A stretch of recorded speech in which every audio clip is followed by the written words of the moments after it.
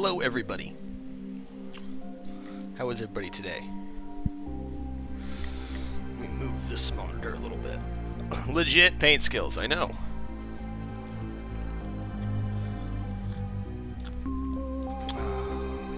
Hope everybody's having a great day. Well, I installed the whiteboard. On XSplit. So I'm going to be drawing on the screen. Okay, so I had a dream last night, and I was a sports announcer, but they were playing video games on a football field, and I was in control of the whiteboard. And I played Isaac last night, and those of you who watched me played Isaac last night, I hit a point where I just started skipping items and stuff to mess with people. And it made me think, I watched some Isaac streams and whatnot, and while I watch some Isaac streams, I always notice the players that have played a lot, they always say, oh, well, I don't have time to explain all the items, I don't have, I don't have time to explain that. So, I'm going to write a love letter to this game, and I'm going to explain in excruciating detail every single strategy that I have. My plan is to go through once on every single character. I'll draw out how I dodge every single room, my decision making. I'm going to explain absolutely everything about the game that I know. I've put 1,200 hours into the game. I have a really good idea of what I'm doing, so I think people want to learn more about this game. People struggle with this game, so rather than let backseat gaming bother me, I understand it. I'm going to explain literally everything. So we're going to do this in a series format, maybe 1 or 2 characters when I do it, depending on how I can do it, because it's going to be a lot of talking and explaining. So that's what I'm going to do. So we'll start this bad boy up. I have a bit of a weird screen region. I'll show you guys right now. I put this chat on my put the chat on my second monitor. See if this works. I think I might be hiding the screen region, but basically, yeah, this blank area would be where XSplit's sitting, because I have it hid from screen region, so I can draw and play at the same time. This is a 5-credit class. Please come with your textbooks prepared, sharpened pencils, and notebooks. Yes, I will be uploading this to YouTube for sure. That was kind of the idea. I think this is original content.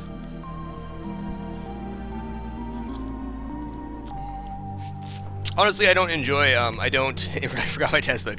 I don't enjoy Isaac all that much anymore, but I know I can do this and really enjoy it because I enjoy teaching people. I know 5 credits is a lot, so I'll be back, we're just going to wait like 5 minutes, and then we'll get the party started. It will help a lot of people, I know that, and this game has so much information in it, I think it'll be good for a lot of people.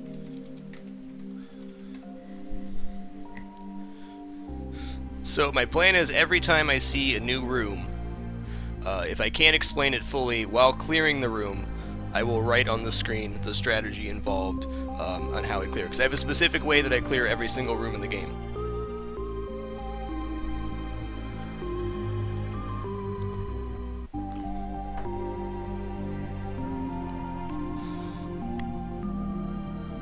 Okay, we're gonna start off with an Isaac run. Allow me to explain more items. So I got this whiteboard app. I can write. I can do whatever I want on the screen. And just click back in. All right.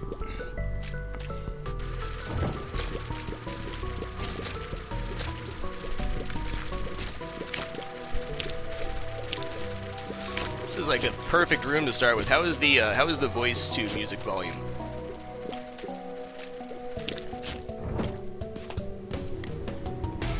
Alright, so this room, we have three flies that spawn in the middle. The red flies are your problem, and then you have 2 big flies over here, the ones that shoot at you. So we entered the room from right here. Staying at the very bottom of the room, kind of inside the door, will stop the flies that are coming towards you from hitting you. This works on the top plane of the room. If you're hugging the wall all the way, if you're hugging the wall all the way, the flies will not be able to hit you. So if you run into a room with a lot of those little red flies, you want to either get to the top or very bottom. The top is definitely the safest. The only thing that will knock a fly into you is if something bumps into it, or you shoot it and it bumps into you, which is unlikely. That usually happens when you have 4 or more flies on you. I have been through this game in every possible combo of room ever created. Yes, I have seen every single room in the game. Okay, moving on to these flies. Every single enemy in this game has a flash frame. And what that means is it has a little animation it does before it shoots at you. The flies that fly around have this little pause animation, and we'll look at that later. But they will pause before they shoot, and the second you see that little pause frame, that is where they're shooting you. So if you're over here and you see the pause frame on this guy, he's looking at you right here. That's your turn to move. He's always going to shoot in the direction where his pause frame. Okay, so just to break down how we cleared this room again. We came in, we took out the flies that were right here by staying right in the door, and then we had this enemy and this enemy. You always want to go to the farthest away, so we go up, over, and down, kill off this fly, and then you stay in this little area to shoot this one. This will definitely be going up to YouTube. I'm going to do this in such excruciating detail, I'm sure it'll be annoying to some people, but I'm going to explain how to clear every single room safely. Because the skill in this game is not getting carry items, the skill in this game is learning how to break down rooms.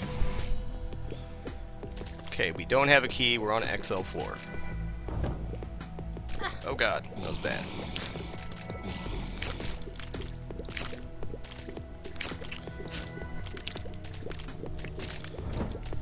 Okay, we got hit there, but enter the room from right here. We got two enemies.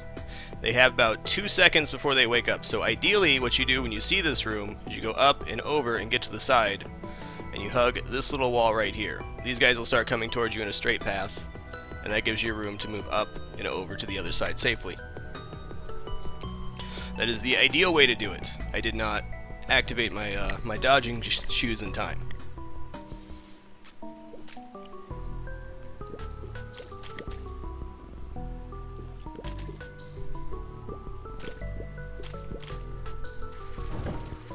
Oh, this is an interesting room.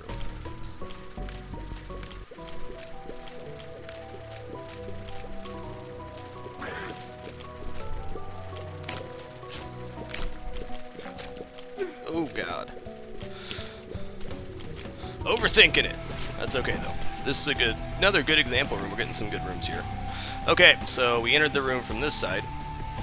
We got the face shooting guy here and two flies. As we entered from over here, let me get up my area.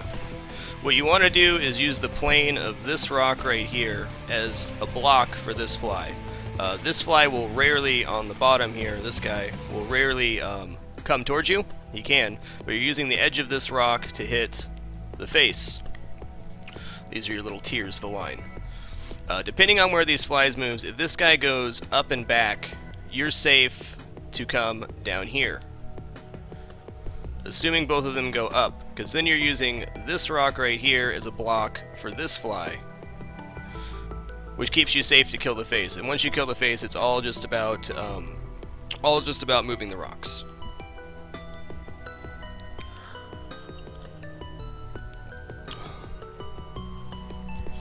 So number one priority is definitely the face in the middle, because that's going to shoot all directions at you. Once you get that down, all you have to do is control where the flies are. Now, same thing if you enter from the bottom. If you came in the bottom and you had this room, you'd want to get to the side right away.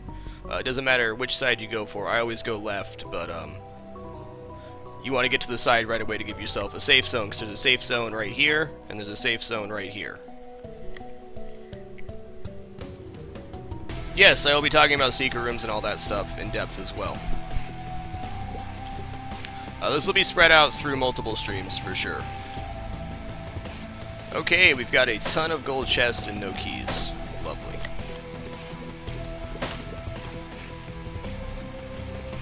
Yes, I know, Backseat Gamer. I'm just starting. I'm learning how to draw on the whiteboard. Okay, this is an interesting room.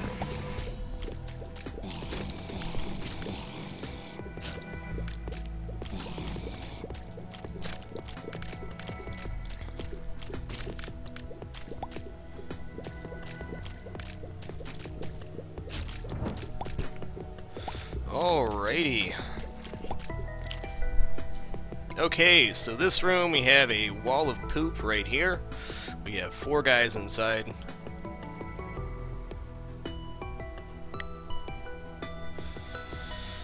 We enter from this side. It does not matter where you enter from in this room, because you're always going to do it the same way. The way that the crawly guys work is they always move towards you in a straight line. They always move towards you in a straight line. So we broke this piece of poop, and they all started funneling out here. All I did here was stand here and shoot until it was safe. Once they breach this, you just swing all the way down. The nice thing about these guys is they will get caught on rocks and stuff, so if you move down here at the right time, one of them is going to try to do this, which ends up making them snag on the rock, and then they have to go over and around, which gives you plenty of time.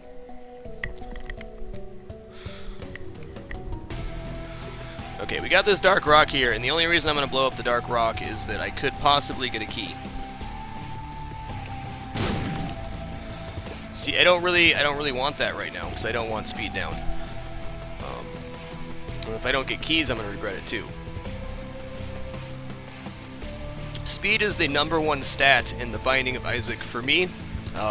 Your ability to dodge will trump damage or anything else you can get. That's my opinion. Now, Small Rock is +2 damage, which is very nice. But since I have no key to get in my item room anyways, we're going to re-roll it. And there we go. We get speed up and damage. There's 3 different syringes. This one is speed and damage. Probably the best one you can get out of the syringes. So now we're faster, which means we can dodge better. I don't even think I'm going to explain that room, so that'd be stupid.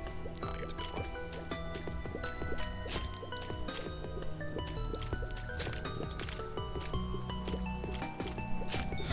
Alright, it's an interesting room. Okay, so we came in this side, we had 3 enemies, one here, and one here. The nice thing about the face shooting guys is anybody but Kane, you have enough range to kill them without them actively being able to target you. They start targeting you right about here. So as long as you're in this little safe zone, you are good, and your tiers can still reach them. So whether you enter from any side, you want to find the safe zone. This is obviously the safe zone down this corner. It's the only one that doesn't have one spawn. So if you entered on this side, you'd want to immediately find the safe zone and then kill them from range. The reason I don't pick up soul hearts is they are an expendable resource. So if I pick up, let's say I pick up the soul heart over here, and then I get hit twice, or I even get hit once. Let's say I get hit once in the next room. The soul heart's gone, but I have this heart up here, which just got wasted because it got used as a soul heart. So I pick up the soul hearts at the very last thing I do before I leave the floor.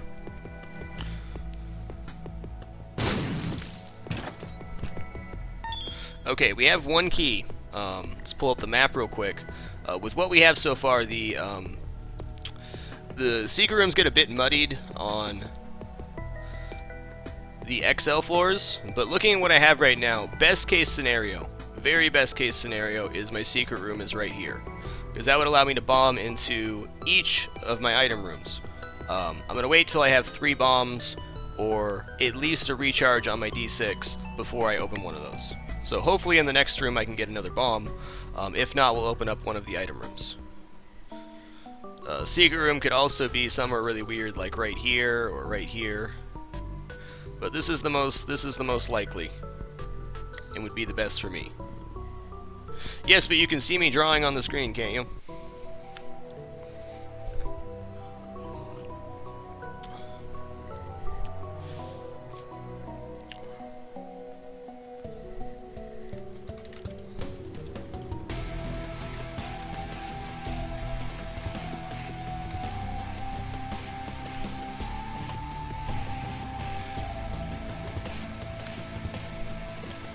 Quick reset key is holding down R.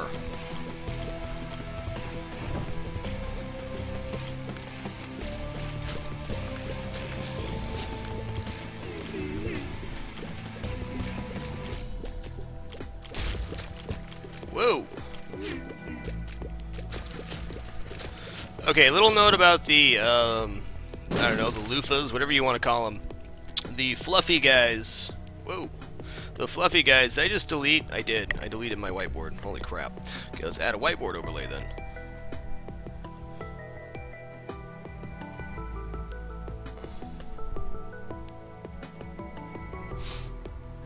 Whoops. Growing pains. There we go. Oh, I just did it again. I hit delete instead of escape. Son of a biscuit! We'll get there. Don't hit delete. Note to self.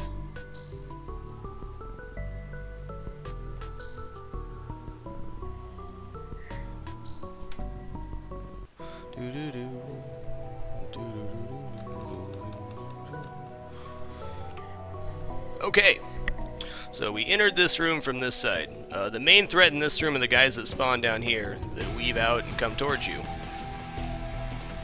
These guys will always try to find the most direct path towards your character. So what you do to counteract that, if you enter from this side, obviously this guy is going to be the closest to you, so that's your number one threat.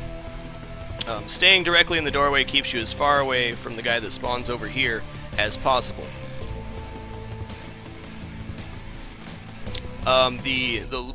The fluffy guys, whatever you want to call them, enjoy my awesome drawing. The fluffy guys, you can even touch them without them hurting you. The only thing they do is, well, those guys don't even spawn flies. They just run away from you. There's no threat there.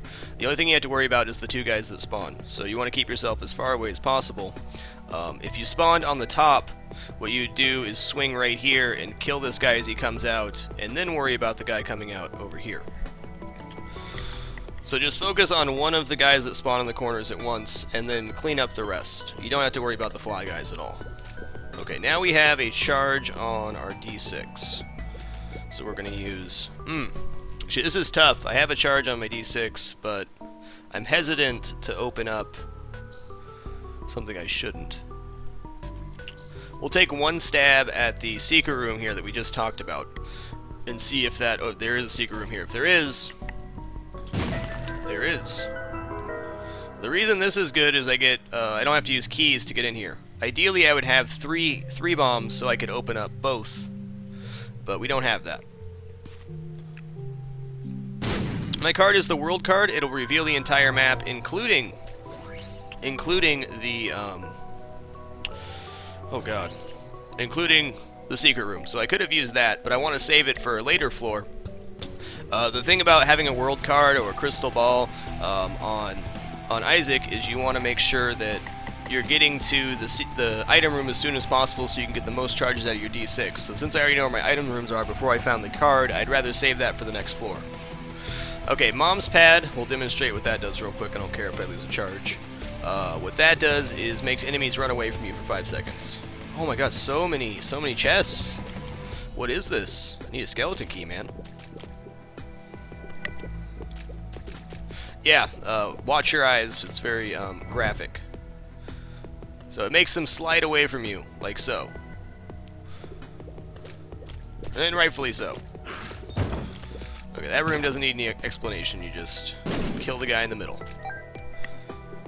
The basement ones will be kind of self-explanatory. Some of them. As soon as we start getting down into caves and depths and stuff, we'll go into real hard detail on what stuff does. The dice allows you to re-roll items. It's the best item in the game, in my humble opinion. Okay, so we have the D6, so we use that, it'll turn into another item. Okay, this is interesting because it counts as a bomb, so I could technically use it to open up the other item room as long as I had a bomb. I need one more bomb on this floor to make that happen. So we're going to leave that for now. Also, if you don't want to see an item appear again, pick it up. You don't have to use it, just pick it up, touch it, put it back down. You will not see it spawn again.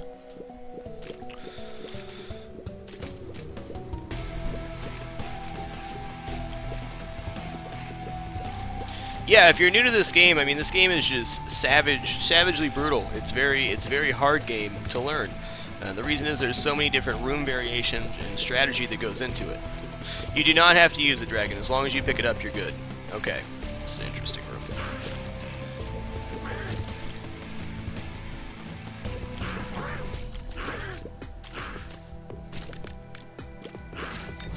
Okay, so we entered from this side. There's one guy here, one guy here, one guy here, and one guy there. What you want to do is use this rock as a barrier and just barely shoot your tiers through the side on both sides. The trick is finding the middle ground in the rock so that you're not actually aggroing them, and if you do, not overcompensating left or right, because then you're going to get shot by this or this. After those are cleared, you're left with the two guys in the middle, and this is where this room gets a little bit tricky. The easiest way I've found is just to run in a circle and do like a drive-by. Just shoot them as you walk by. Your other option to do is, when they're right here, is do it just one way, and just run up, and then run back, and then run up again. Once you get them displaced, so if they shift over here, you can use this rock again to hide behind and just pick them off from the side. Now, if you enter on this side, it becomes a little more complicated. There's going to be a guy right here. This is max range. If you move forward at all, he's going to shoot at you. But you can kill this guy off without him shooting at you, and then you just loop down here again and repeat.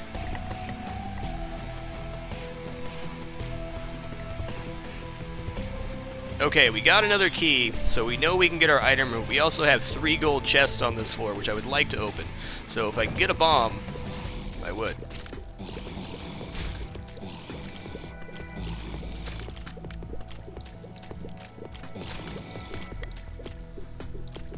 John fucking Madden, that is all.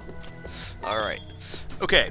And we also have 2 bosses to reroll on this floor as well, so... Okay, this room right here, this one messed me up when I was a newer player quite a bit. We got 4 chasey guys right here. Now we entered on this side. So what we're going to try to do is get them all going directionally this way. So we just scoot up here just a little bit, and when they start getting too close, we just whip around the other side. And that way they have all the way to come back.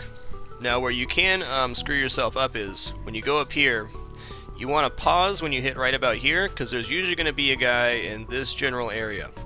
And the idea is to make this guy come down and not around this way. And once again, we go up, we draw him this way, swing down, pause right about here until you see this guy coming around the side, and then you finish your maneuver to the corner. Rerolling is a d6, we'll be talking about that in good detail. When and where you reroll can really change the nature of your run.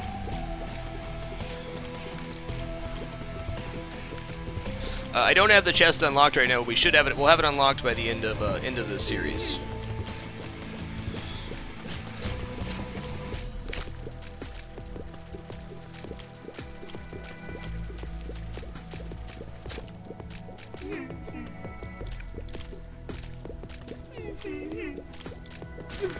Oh, balls.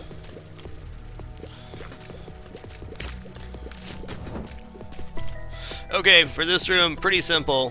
One guy will start spawn in here, and that's who you want to come kill. Same thing if you spawn on this side, there's going to be a guy here. You can just kill in a little crack. One thing to note on this, you can really use the rocks to your advantage. If they spawn the spitter flies, what they do is they just slowly, very slowly gravitate towards you, so you can actually use the rocks and shoot into them.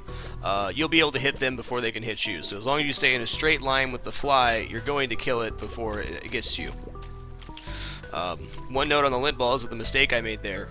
The mistake I made there was killing it when it was too close to me. They explode out with flies, and if they have red flies inside of them, they will hit you. So you want to be, say if this is the lint ball. This is about how far you need to be away from it to avoid an explosion of flies. That's about the minimum distance you want to be. Obviously, when you're dodging something or you're shooting something that's not shooting back at you, the farther away you are from it, the less likely you are to take damage, because the more time you have to dodge and adapt.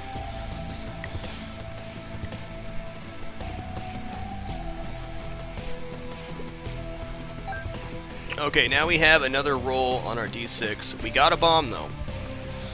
So what we're going to do is we're going to come back to this room and make sure we get our item room. I've always enjoyed teaching, especially when I worked in kitchens and stuff. It was my favorite part of the job was training people, which is weird, but it is what it is. So since our secret room is right here and it's adjacent to the item room, we're going to use bombs to get in instead of keys. I have 3 golden chests on this floor. Once you enter the room, the lock on the outside will disappear no matter where you enter it from.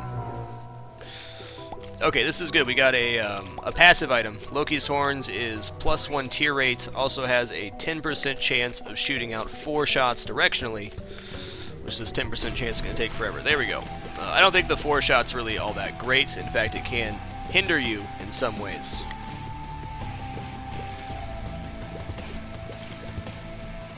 Okay, we can't get greed on the basement, so what we're going to do is pick up our D6. Now, this would be the obvious reroll. We're not going to use Mr. Boom. Mr. Boom's not going to get used. But since I know I'm not going to get another reroll on my D6 no matter what I do, I'm going to kill the bosses first to see if I get a really bad boss item, such as the box or something else I don't want. This will limit me to not having a charge after my first clear on the next floor, but I think it'll be worth it. The blue hearts are soul hearts. They're like armor for your character. Since I'm comfortable with my build right now, I'm going to wait to pick those up till the next floor. Bosses are guaranteed to drop red hearts. You can always refill your red hearts. You can't refill your soul hearts. So we're going to kill everything off on the floor, then come back. That way we have the maximum amount of armor going down to the next floor. Yes, Poogie Paul. The reason I'm not opening the chest right now is I want to see what I get for boss drops, and then I'm going to come back and finish off the floor. Yeah, the chest could have items in them right now, but I'm just going to hold off for a second. That'd be your choice. It's not bad if you open them now or later. But I'll get them when I come back for my soul arts and stuff like that.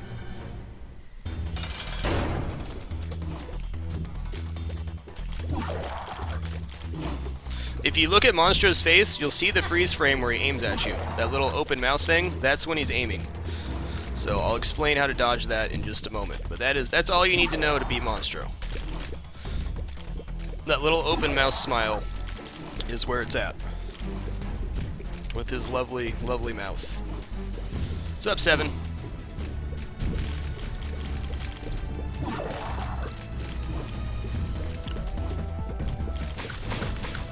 See, that's something I'd want to reroll, so I'm not going to take pills.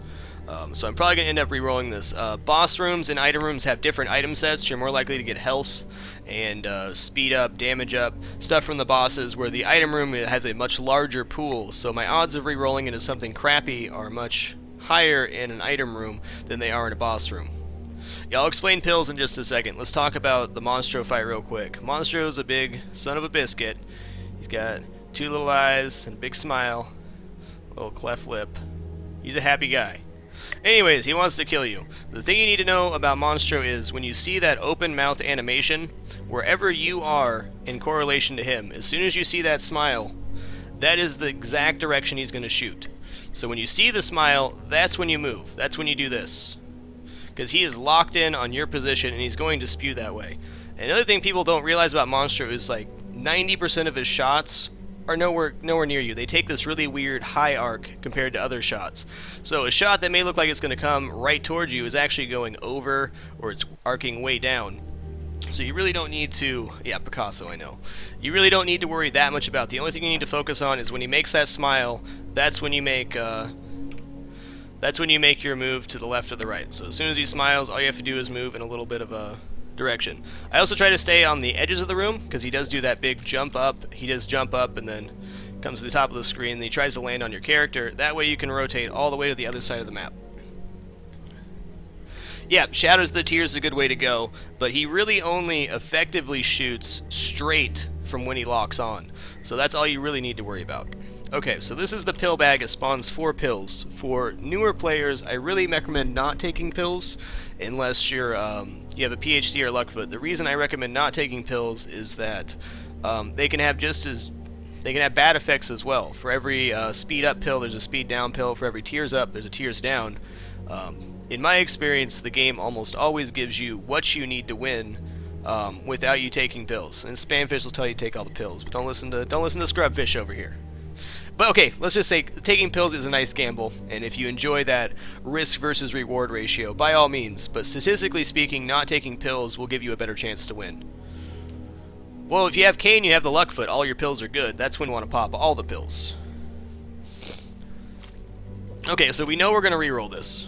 Okay, so this is +1 health. It also heals 1.5 hearts. It's the only health pickup from the boss that will actually heal hearts as well. That is gnarly looking, but okay.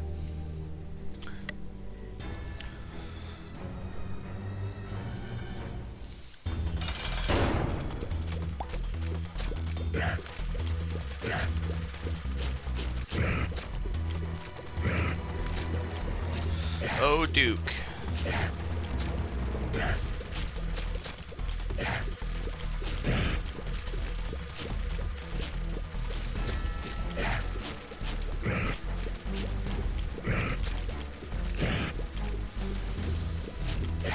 This is a bit easier since I have damage up, but I have a very specific strategy for this guy.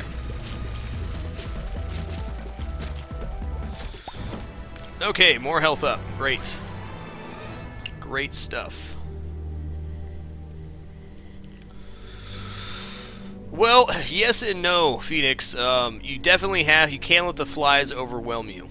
That's a bad thing. Okay, so enter the room. Duke of Flies right here. Duke of Fly has kind of just a lazy pattern. He just kind of floats around. He will get affected by your shots and stuff like that, so he does get pushed around a bit, which is to your benefit. Yes, you need to hit him, and if you have low damage, focusing on him is very, very important.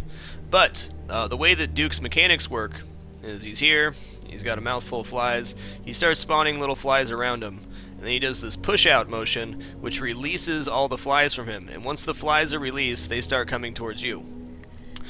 So, before he releases the flies, you want to be focusing all your damage into him. Don't even worry about the flies. The bloat explanation. Oh god, the bloat. The bloat still gives me trouble. But the easiest way to do that, in my opinion, is just focus on him, keep yourself in a straight line with him. So, right here, we're here, as he floats down, you move down here. Keep yourself on a straight line. This should keep him pushed to one side of the map.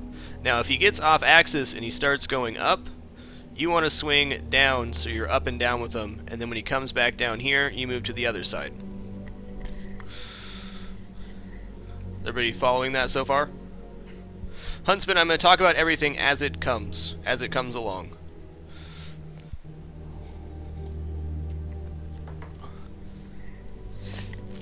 Get Scatole, okay.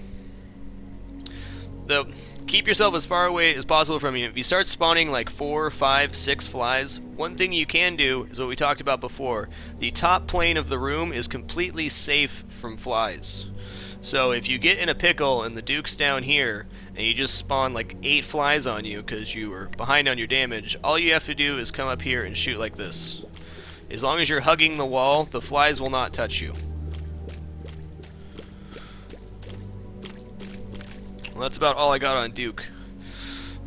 He's not too bad. Okay, now we gotta go find, open our chests, get our soul hearts. Every boss drops health, so that's why I wait to pick up the soul hearts. In any room, you can hug the top plane of the map, and flies will not be able to touch you. I had to do 2 bosses because it's an XL floor, so it's basement 1 and 2, packed into one. It kind of works on the bottom plane, but it's safest if you work on the top plane against flies. Okay, we're just going to open these, hope one of them has a key, I guess. Fudge. Or a bunch of bombs, that's cool. See, now I'm getting into risky territory. If I open up this chest and it doesn't have a key in it, I'm out of keys for the next floor. But I think we're gonna risk it. Range up. That's just a simple range up that increases the range I can shoot. The reason that range is good, it's not the best stat in the world, but it allows you to stay farther away from your enemies while shooting them, which is good. Okay, I'll explain the difference between the 2 cards and my dilemma on which one I want to take. I still feel good about opening the chest though there. We got an item, and we got some bombs, so it could be a lot better, or a lot worse. Okay, the world card will show the entire map. The reason this is good on Isaac is that I have a D6, so I'll be able to know where my item room is right away. The reason I'd want the 2 of hearts is it doubles the amount of hearts that you have on you, or heals you for double, so I could have 2.5 hearts and I'd be healed for full here. Now, that would be good if I find a blood machine or an arcade. But I don't have 5 coins, so the odds of me getting an arcade on the next floor extremely low. So we're going to go with the world card and hope we get the most amount of item rolls on the next floor. I am not going to grab Mr. Boom. Actually, here's what we're gonna do. I'm gonna waste 2 bombs here to blow up the slot machine, hoping that it'll drop at least 3 cents for me. Then maybe I'll get an arcade. Alright, Ace of Spades. This increases the amount of cards that spawn for you. It's one of my favorite trinkets. It's not the best, but more cards is good.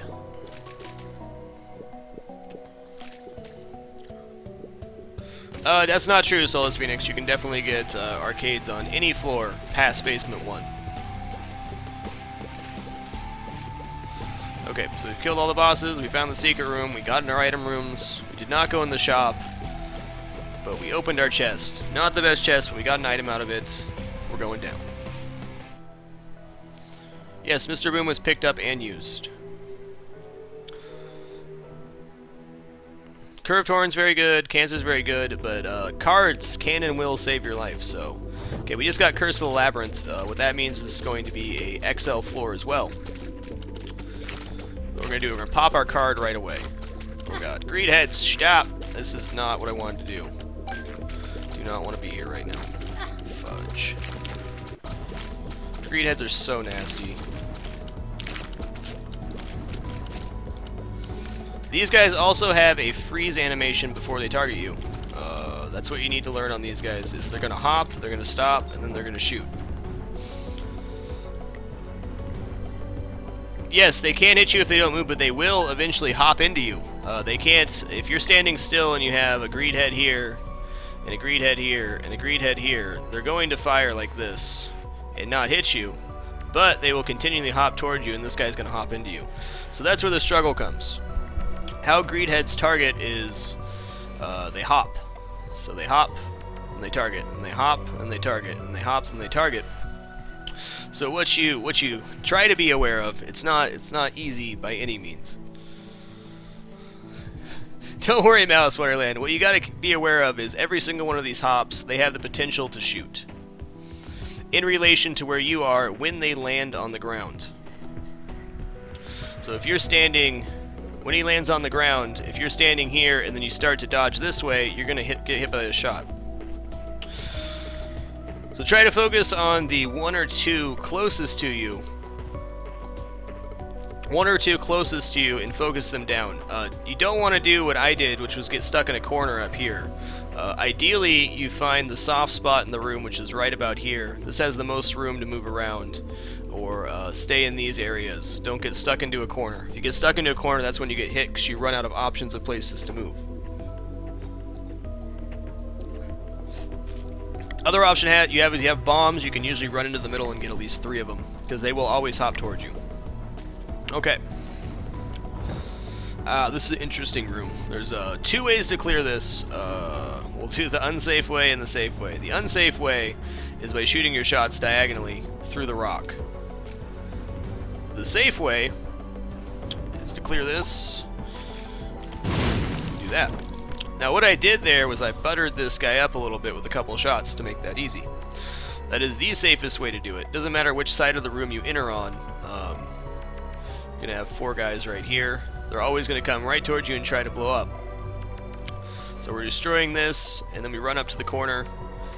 And if we didn't, the guy that we shot did not come at us first. If this guy made it out first, what we would do is shoot here until they were close, run all the way down, a couple more shots up, and then run over if we needed to, because they will follow in a circular pattern, just like any other tracking enemy.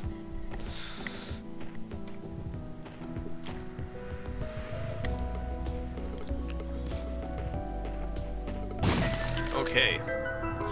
Money, money, money, money, money.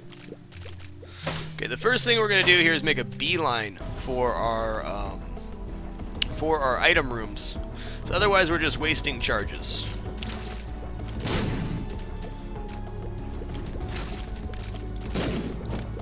Okay, the real pain about these guys is that you don't know where they're gonna shoot. They don't make any sense. They don't have eyeballs, so you want to keep yourself separated from them as much as you possibly can. They can shoot little tiny close shots. They can shoot big wide arcing shots. They can do this. They can shoot anywhere in the room. So the farther distance you are away from them is why we hug the wall. The more time you have to see the directionality of where they're shooting at.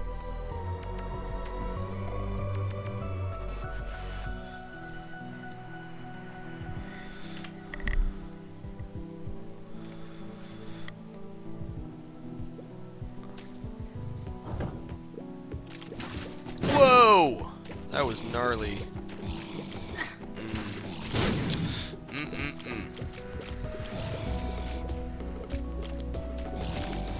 Well, I did not clear that the way I should have. Okay, so we got a guy here, a guy here. You enter on this side. Okay, you have a couple options here. If you're lower damage, if you have high damage, you just move down here. This guy will come in this way. This guy will come in this way. You want to take out the one before he reaches firing range, and then the rest is really easy to do. Now, what you want to do if you have low damage, there's still an effective way to clear it. It's not near as easy, but you can do it. If you come in here, what you do if you have low damage is swing around this way immediately, cut this guy off. This will make this guy start coming this way. Now you're going to have to dodge a shot in here somewhere. That's where you got to be quick. As soon as he fires, he'll fire directly at you. You want to swing this way really fast. By this time, this guy right here should be right about here. This gives you a lot more time to kill this guy before he makes it all the way back and back around. Just to recap, if you have low damage, you swing around, get both guys going this way. Then swing over here, which gives you more time to kill this guy.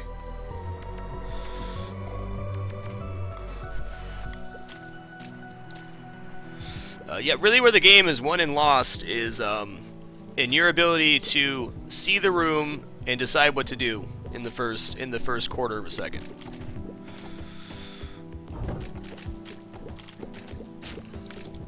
Okay, these guys are real simple, especially if you have some range. The farther away you are from them, they will not be able to target you from the range I'm at right now and shooting.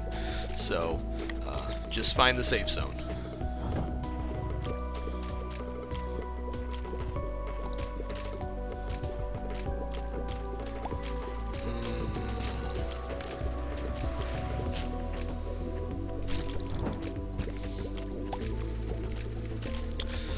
Where is my damn keys? Where are my keys, Edmund? Okay, this room, quite interesting. Okay, these things have an orbit around them. The fly orbiting. So let's draw out this room. And of course you have the butt lickers. The butt lickers are one of the hardest enemies because they don't make any damn sense on how they move. They don't have any discernible pattern. So you have a safe zone right here, and you have a safe zone right here, and a little safe zone on this side. The problem is, there's not very much room to move here, and the butt lickers will just move in whatever damn direction they want to. So you have to leave yourself a little bit of room to dodge. Ideally, what you want to do is get yourself on one side of the room with the butt lickers on the other side. And then you fire down these alleyways right here, hoping you kill them. Actually, this is going to block you from shooting, so this is your safe zone. This is where you want to shoot them as they come in. Ideally, you don't break the poop and release the flies, but if you do, you always have the option of hanging out up here where they can't hit you.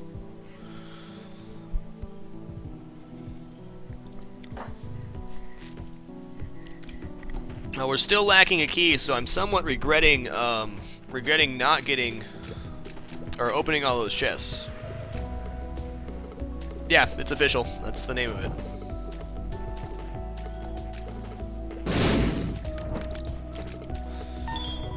Okay, this room's a little bit interesting. We entered here. It is kind of glitchy. They spawn like this.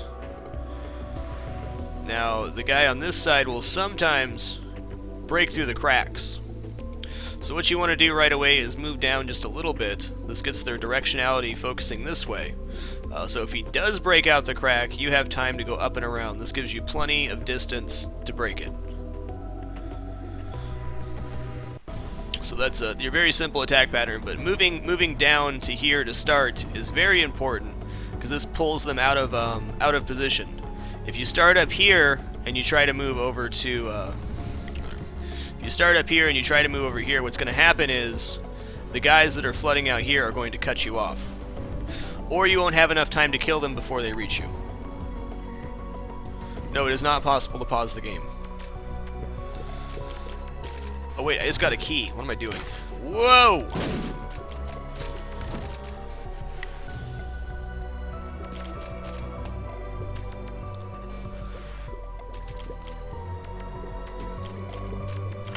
Let's take a look here. Oh, the poop. This is what the blue baby starts with. Allows you to poop once per room.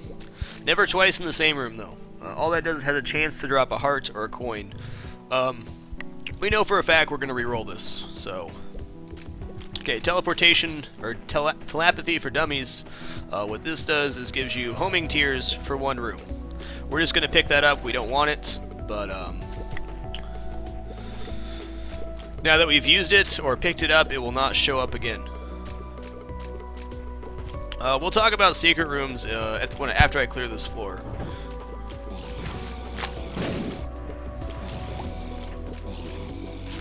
This will be a good one to explain.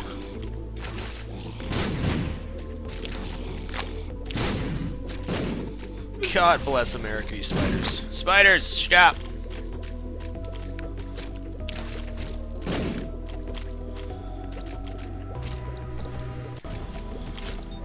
Okay, this is a fun room. Even though it doesn't have any, rocks or anything in it, it's still a very difficult room, especially if you're a newer player. I mean, I'm taking damage here because I'm trying to think out my strategies as we go along. I never really looked at the game this way. Okay, so we have a green spitty guy that spawns. Oh, that's way too big. We have a green spitty guy that spawns here and spawns here. We'll worry about the little guys in a minute. My main focus is the guys that are going to be tracking you, and that is the green guys that puke on you. That's what I'm worried about first and foremost. To effectively dodge these guys, you have to get them closer together so you can actually kite them. We entered right here. So what you want to do is find the sweet spot between the two. So we move slowly. I'll move my eyes up. We move slowly over here, like this. And what that does is this guy comes straight for you. If you move directly to the corner, he's going to come straight at you like this. What you want him to do is do this. If he does that, it closes the distance between these two, and then you can actually kite them around the room. You just have to keep in mind how each enemy spawns and how it acts in correlation to your position in the room. And those guys will always come directly towards you regardless of where you are. So you want to get them clumped up as close as possible. It'll make it easier to dodge. Now where the room gets tricky is you have the other guys that spawn. I believe there was 4 of them. These guys randomly go in any direction they want. The white ones shoot out spiders, and the green one obviously lobs randomly. Take care of the guys that are tracking you down first. Spiders are going to spawn, and that's when the room gets difficult. We'll talk about spiders real quick. We'll do that in more detail when we get an actual spider room. But the way the little tiny spiders work... Let's draw a little tiny spider. Let's draw a beautiful spider. Oh, look at that beautiful spider. The way that the spiders work is the exact same the way flies and most enemies in the game work. You can't realize it till you look at it really closely, but they have a freeze frame on how they attack you as well. So if you're standing right here, you'll see the spider will move, then he pauses, and in that little pause is when he targets you again. So when he pauses, if you're down here, he's going to move directly down. If you're right here, he's going to move over. So the key is stopping for just a second, just a split second. When you see him pause, that's when you move. When you see him pause again, you move again, and again, and again.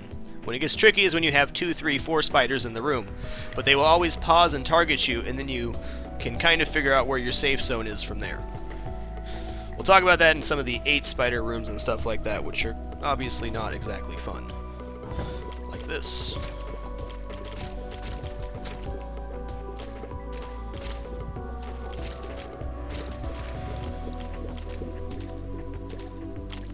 Yeah, spiders are not fun in this game. Okay. So this room has a big mess of spiders in it. We don't need to talk about the individual spiders. Your benefit in this room is these 2 dead areas right here.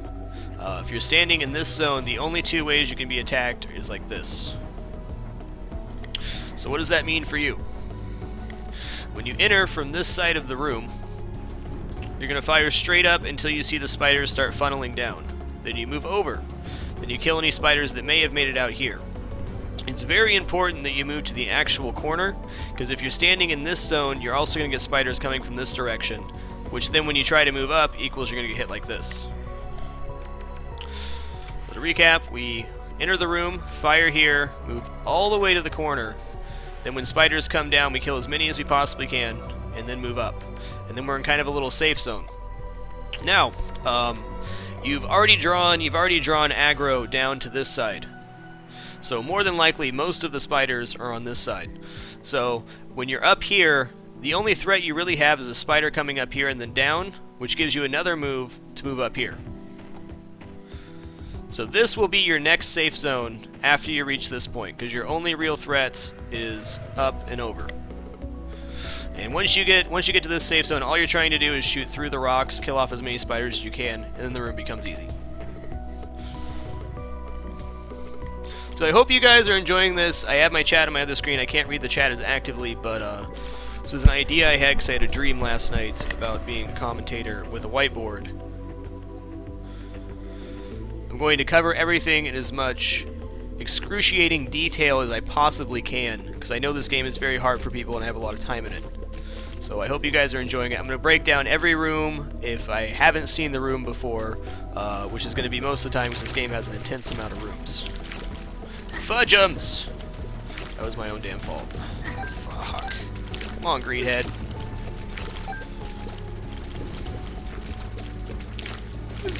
God, this is so nasty.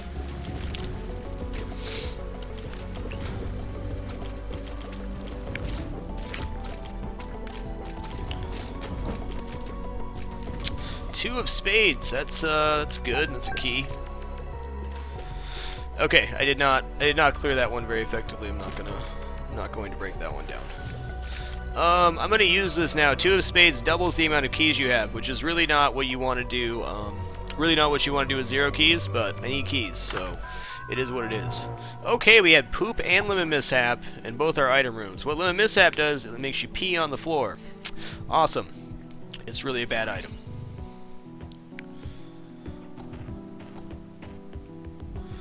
Oh my god. Okay, that's Polyphemus. What this does is makes your tears giant. Also known as a carry item, does a shit ton of damage. I cannot think of one situation where you would not want to pick that up. That should make explaining a little bit easier. Okay, let's talk about the map real quick, and what we've seen, and where the secret rooms could be, super secret rooms could be, and why we're not going to pick up hearts right now. That ain't right. That's me. There we go, let's capture it in the actual game. Okay, map. What we have here is our lovely map. So the whiteboard overlay up. So we know our secret room's right here because we saved our world card. The problem with XL floors is the secret room could be lots of places. You look in horseshoes, so it could be right here, it could be right here, right here, right here, right here. There's a lot of damn places the secret room could be. So that world card definitely paid dividends, but you always look for the most surrounding rooms. So my number 1 check would be right here. 1, because I'd be hoping I'd get into my item room for free. Number 2 check would be right here, because it's surrounded by 4 rooms instead of 3 like it is right here and right here. I guess right there too. Okay, super secret room I will definitely not be going for on this floor, because the XL floor really muddies where it can be. The super secret room is only going to be connected to one other gray room. So let's see where that is on this map. Right here, here, here, there, there. Now, this may just be my own brain thinking it out that way, but I think you have a better chance if you're inside the confines of the map, so my first guess would be right here. My second guess would be here or here, because we're still on this line with the map. Less likely to be out here or up here, but it can be.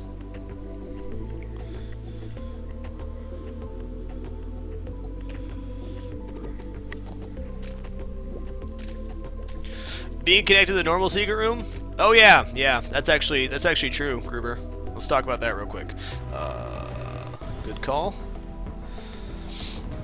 The super secret room can also be connected to the regular secret room, which means it could be right. Oh, could be right here. This room, the secret room, does not count as a room at all. I don't know if that increases the odds of it or not, but oh, ball, this deleted my whiteboard again. Okay, we'll get the use of this. Here we go. There we go. At least it's easy to fix.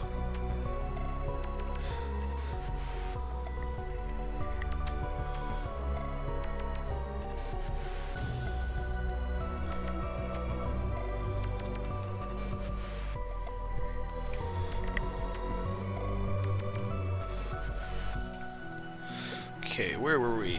We opened up. We know we have at least one more item to reroll in there. The Slightly for Dummies. Okay, why we're not going to pick up this heart right here, even though we have 3 hearts. I have about a cutoff for every floor. For Catacombs, I want to have at least 2.5 hearts. I know I can clear. I know I can clear any room in that amount of time. But we have this bloody combat room right here. You have to have 1 heart or less to enter that, so I'm going to play chicken with my health and hope that I get a soul heart so I can enter that safely.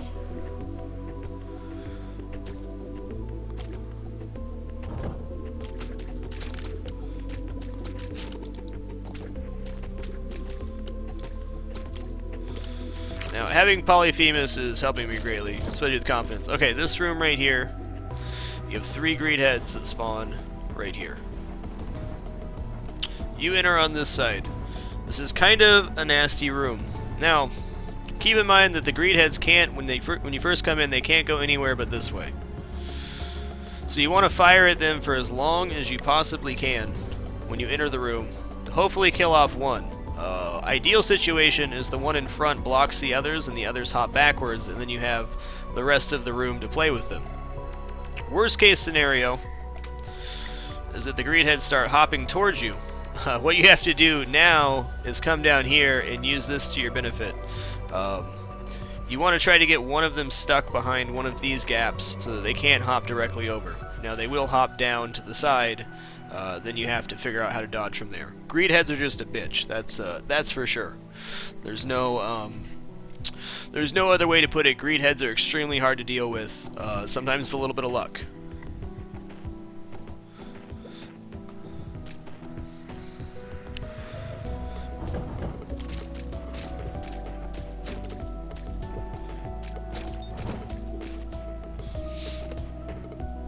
Okay, this room's not complicated, but you can mess it up pretty easily. It's 4 spiders. If you enter the room from this side, you always kill off this one first. You move to this little area. This guy might come down here. You should be able to kill 2 spiders in this area, and then you just worry about wherever these ones went. Now, if you enter the room from the other side, it's a little bit different. If you enter the room from the other side, you're going to probably aggro both these spiders. So it's very important that you move up, fire this way while moving back to this corner.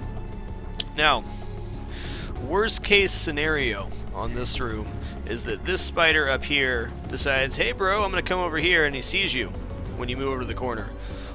In this situation, you have to make a split decision. Make a split decision. If these spiders are getting really close or they moved up aggressively, you may take a hit of damage, but what you can do is focus on killing this spider and then moving to the other side of the room. That's a split second decision you have to make based on how the spawns work and where the spiders move. If all 3 spiders move towards you at once and you have bad damage, you're probably going to get hit.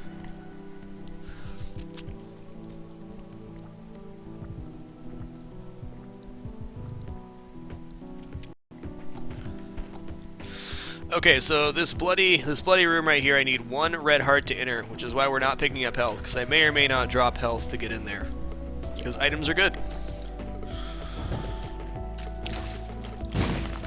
Okay, I don't think that one needs any explanation. Okay, let's go back to the item room. What's up, stylish monk? How are you?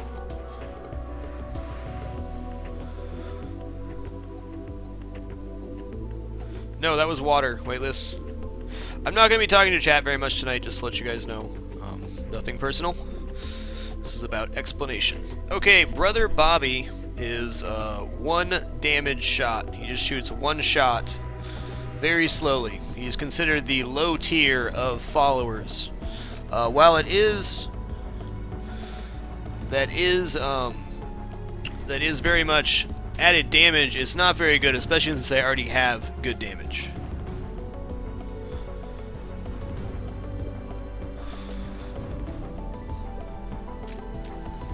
I have almost 1,200 hours in the Binding of Isaac. So I'm going to hope for a different item. I'd like a health up, a tears up, even damage up would be better than Brother Bobby right now. So we'll roll the dice and see. Oh, excuse me. See what happens. Okay, that's tempting. Maybe.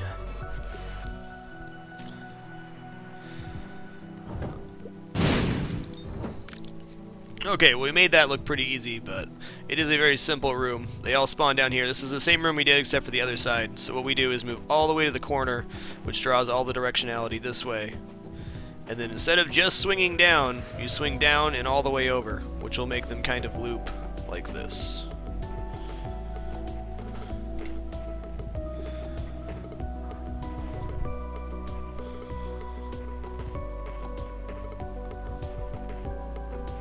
Yes, low damage can make the room a bitch. All you have to keep in mind is the center of that room is kind of a block for them. No, you cannot fall down the holes. There's an item called the ladder, which will allow you to go over the holes, but you can never fall down them. Whoa! That spider did crazy stuff. Crazy spitter.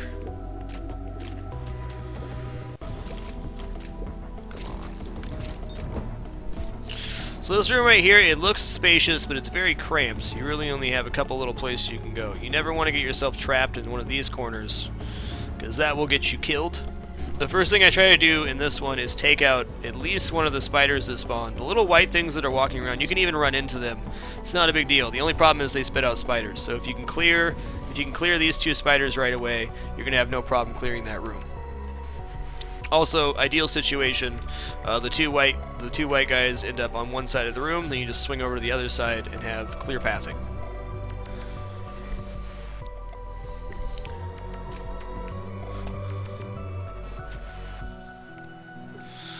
Okay, so we're down to 2.5 hearts, which is a bit scary, but we're gonna roll with it.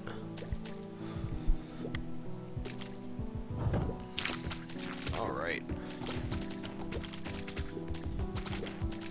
Uh-oh, he's gonna break through there. Alright, this room's kind of interesting. Actually, a lot easier than it looks. Nobody likes the greed heads. They spawn in here. The nice thing is that they can't touch you, and if you're standing still, they cannot hit you. So if you're standing still, they will always fire. They'll always fire in a sideways pattern. They're never going to be able to shoot directly at you. So if you stand still and shoot them, you're good. The danger that you run into in this room is that the greeds can squeeze through these little gaps, and then they're free. How you avoid that is, 1, you can stay closer to them to get them hopping towards you. 2, if one breaks out, they almost never break out at the same time. If one squeezes out the corner, just work yourself to the other side, or directly down here.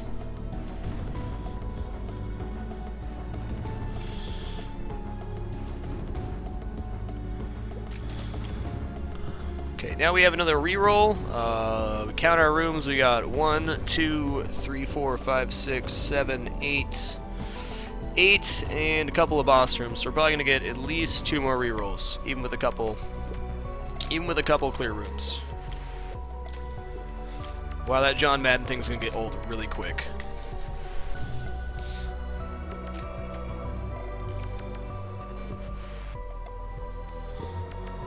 Okay, we're gonna re-roll this. We'll see. Okay, interesting item. This is the odd shroom. Call it the shiitake myself. +1 health, +1 damage.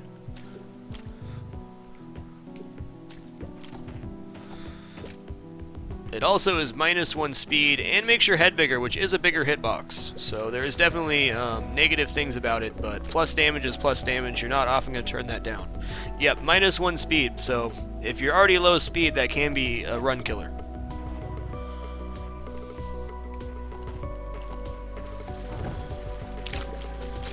Oh, balls, man.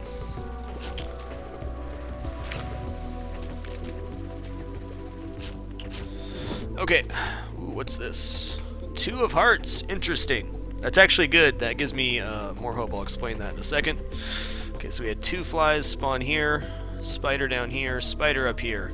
This room's not fun. As soon as you spawn in, there's probably a spider coming directly towards you. You have a couple options on how to dodge it.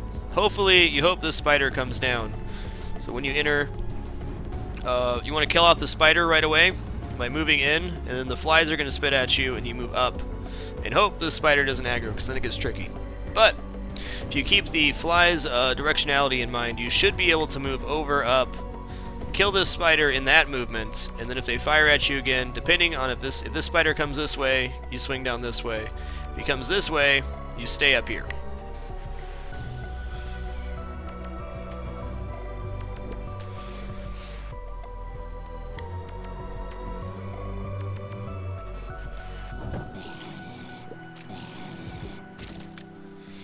Okay, this room, pretty self-explanatory. What you want to do is get him to do that for you, rather than wasting one of your bombs. If you just kind of hug the edge, you can get him to spit at you, which breaks the rocks around the chest. Oh, damn it, I picked that up. Okay, Hero Font card, that's even better. I just need to find somewhere to take damage. I'm trying to think if I have somewhere right now that I can.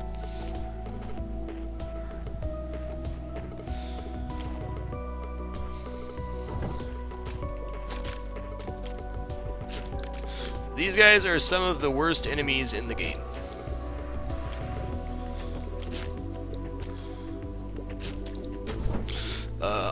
On a good note, they have a very long animation. So they spawn in the 4 corners. So what you want to do is run down the middle. You always want to find the safe zone. And why this is tricky is they have a range of about this long. Yeah, making the green guys shoot, you just have to be close to them, Rambo Ratchet. Close enough to them.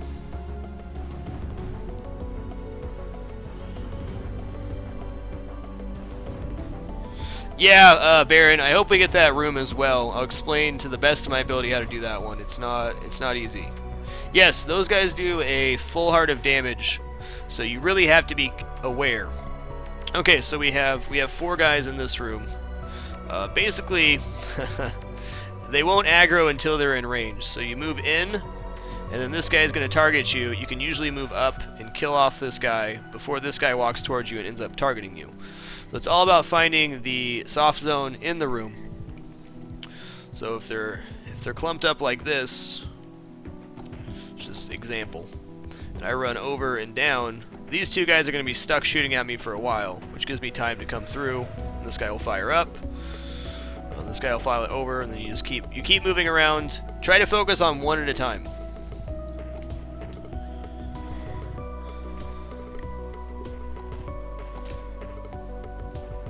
Doing well, Gisp.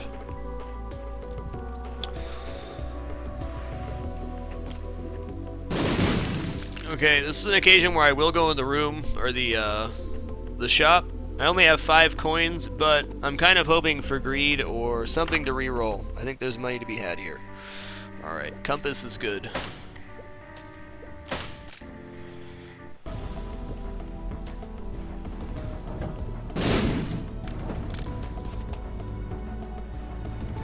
Yeah, I'm not going to fight the bosses yet because I want to clear. Yeah, I could get another re-roll or 2, but I kind of want to figure out if there's somewhere I can damage myself effectively, which I'm going to do right here.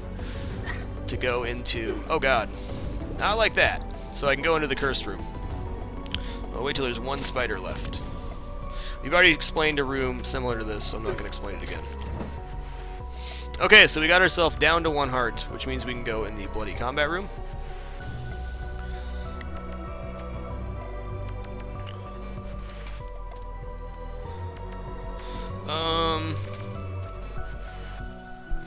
Actually, I'm going to take the 2 hearts in there. I'm confident I can beat the bloody combat room with, well, 2 hearts.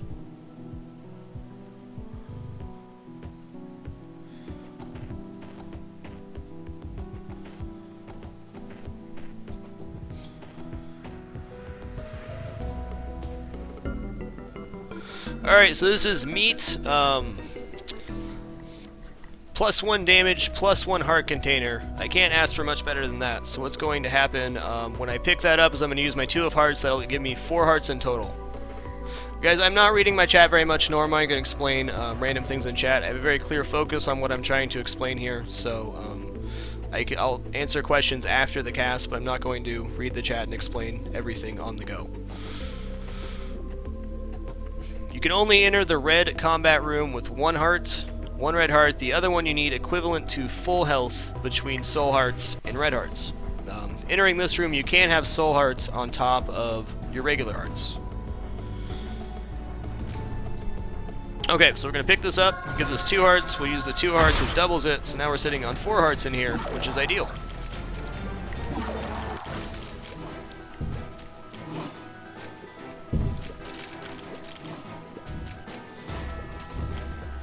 Alright, we already broke down how to kill Monstro before.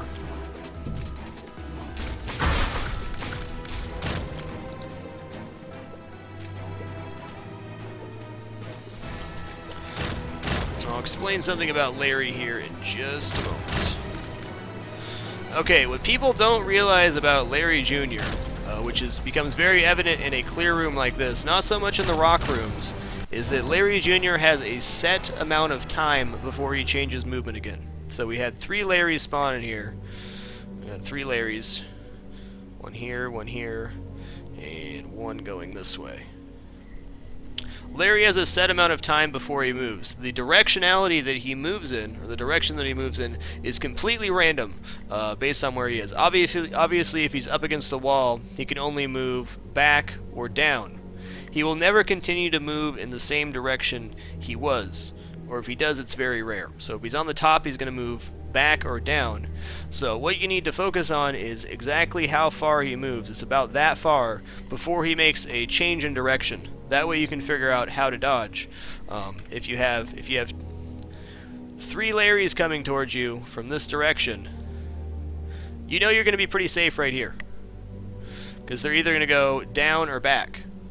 Now where you get into trouble is if they start moving in the middle of the room towards you, and you're stuck right here because you don't know if they're going to go up into you or not.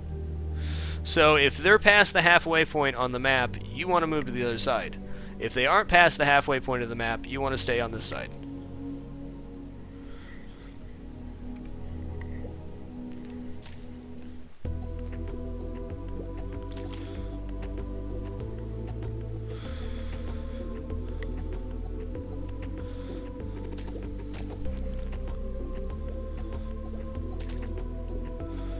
Alright, we have a bomb for a key available in the other room, which I think we're going to take after doing this. So we ended up alright there. We had 4 hearts of health. Alright.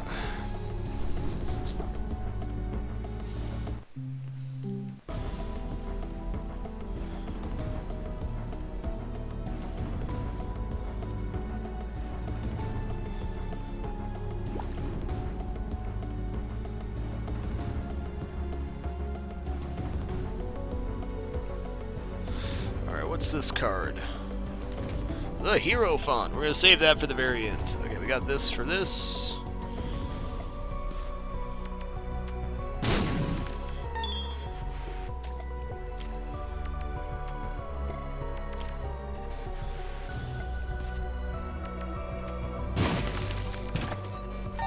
Alright, we got another key that worked out great.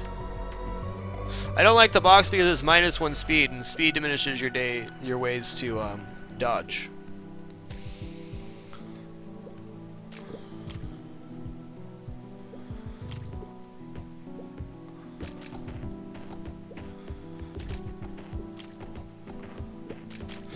I will in the future. I'm not going to explain things per request. I'm just going to explain as I go along.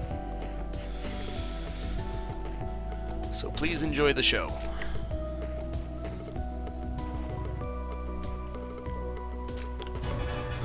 Alright, Miss Superlust.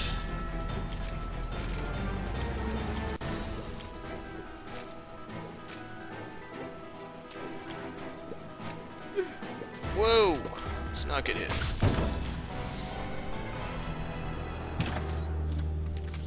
Okay, 2 of hearts. That's going to be a full heal after the bosses, so we'll come back. Okay, Super Lust. Super Lust spawns right here. She's big, she's angry. Okay, the trick to fighting Lust, the big trick to fighting Lust is getting her to snag on the rocks. Lust will always move in a direct, straight line towards you. So no matter where you are, if you're down here, Lust is coming for you. So if you move over to here, Lust is going to get snagged on this rock on their path. Yes, it's a her.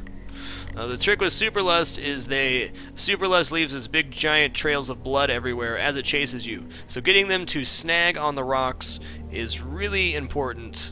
So the pool of blood will dissipate by the time you make a full circle around the room. So this should actually be your path right here. If you come in the room here, you're going to come down, pause, over, pause. You always want to get Lust snagged on at least one rock on your way through.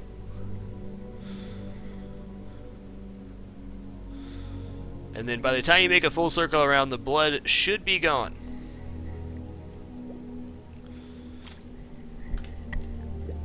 Okay, so we're going to use this 2 of hearts after the boss fights, then we'll come back for the Hierophant, use that for soul hearts. You can pause the game, but not with a full screen on.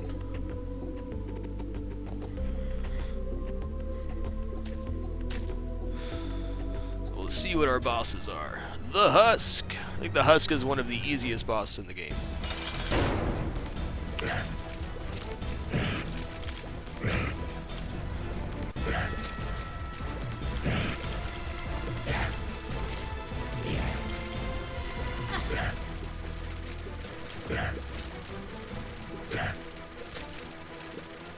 Oh god, I called them easy, and now I'm gonna get screwed. There we go.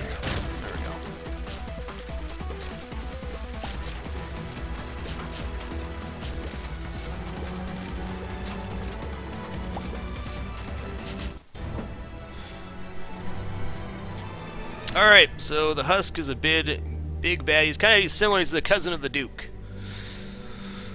The cousin of the Duke. All the Husk does is moves around the room, bounces off walls. He just does this. So the trick for beating the Husk is staying far away from him, because he will spawn flies and spiders. He doesn't spawn very many spiders, and you usually have plenty of opportunity to do. But what you should focus on when fighting the Husk is killing off the flies and spiders as you go along, because the Husk himself will not do damage to you. The one variant he has will shoot out a couple pellets of blood at you, but that's really it. The real threat is the flies and spiders, so if you can keep those under control, you'll have no problem.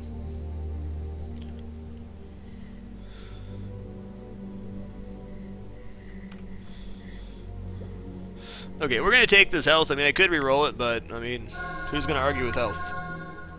Who's going to argue with health? That's madness. Ah, the hollow. Ooh, it's money hollow.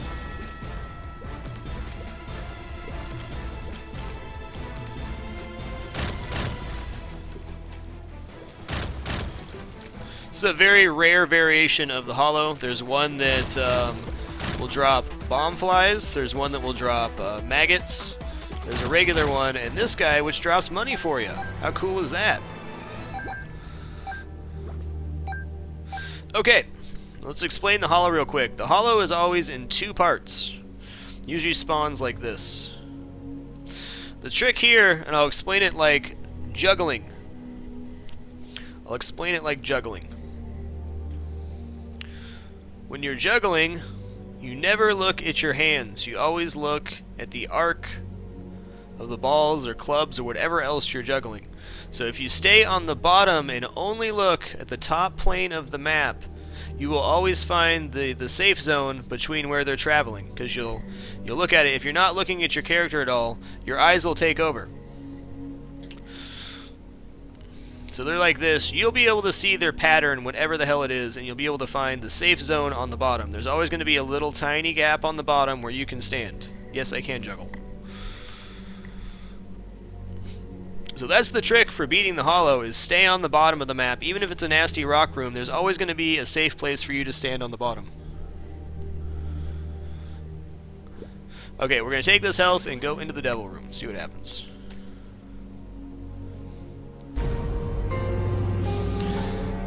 One does not simply turn down the luck foot. Now we can take all the pills.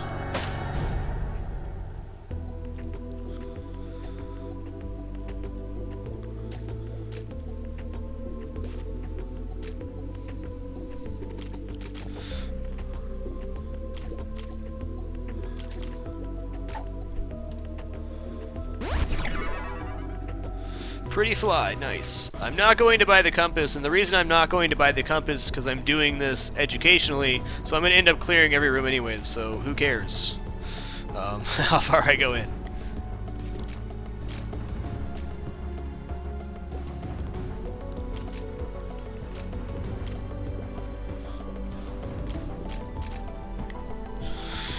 That's a good question, Bill the Gangsta. I'm not sure if luck does increase the chance of Loki's horns proccing or not. I know fire rate will. No, I'm going to save my reroll. I don't want anything in the shop right now. The only thing I would find would be... I don't want to spend the money, is what it boils down to.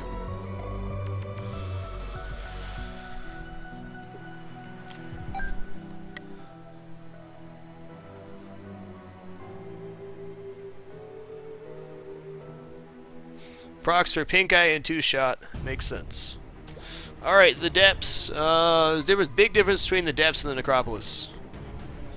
Huge difference between the depths and the necropolis. Necropolis is just much harder.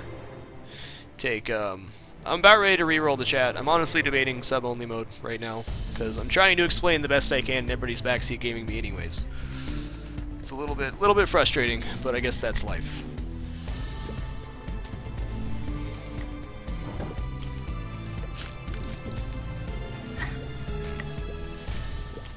Oh god.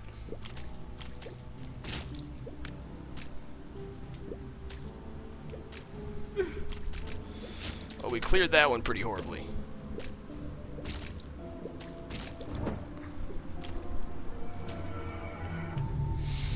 Could have done a much better job. I'll explain the mechanics of how these guys work.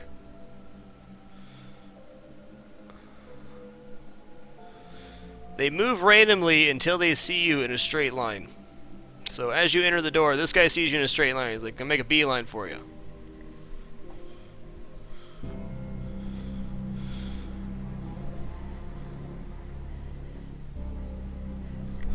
I'm thinking about it. I might in a minute. We'll see. Hey, Peace, maybe not. I really dislike using sub-only, but right now I'm not really looking to talk to the chat or field questions. I'm just trying to do this for educational purposes so I can put everything I know into the cast.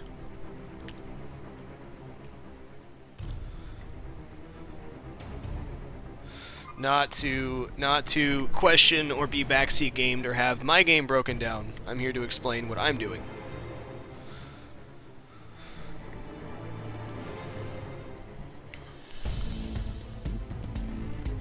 Alright, so they make a beeline for you. The problem that you run into here is they go over.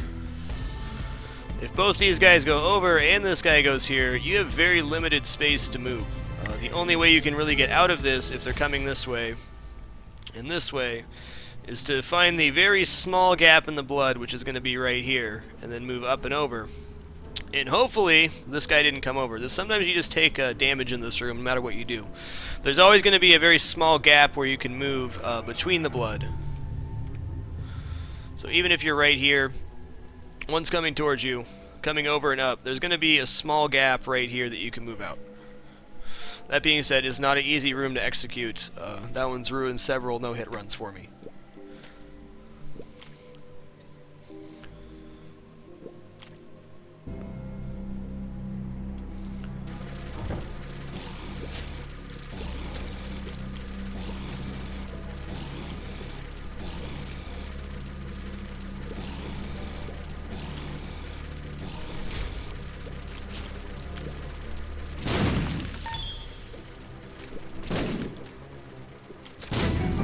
Alright, so that noise means we got super secret room. Okay, well I'll try my best to explain this room. It's an interesting one. It's a very open room, so it's not as bad. got 2 flies that spawned up here, 2 flies that spawned up here. The flies always move in the same direction. You can really predict where the flies are going to be going as soon as you see them move. For example, if you see this guy going this way, you know he's going to bounce off the wall, then he's going to bounce here, and he's going to go here. It's all about the angle that they hit stuff at. So you need to, just juggling once again, look at where the flies are, and then make a decision on where the safe zones are going to be. See you later, Rap. Have a good one. Okay, then the big problem is these 2 globins on the inside, especially if you have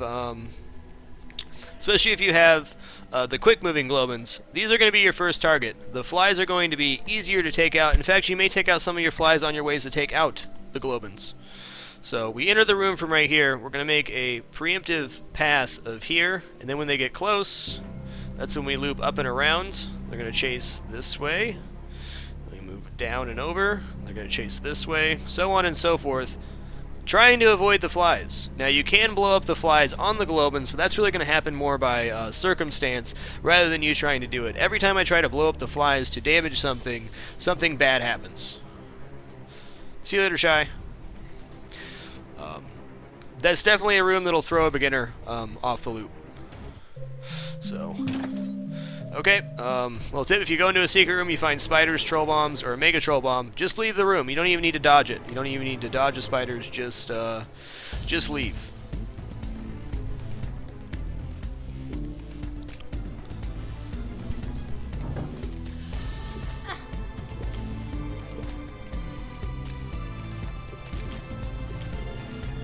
Fudge this room. Oh god. I'm taking all sorts of silly damage right now. Okay, I'll try to explain the pathing on the knights, which I just did a terrible job of dodging them, but that was my own execution, not understanding how they work.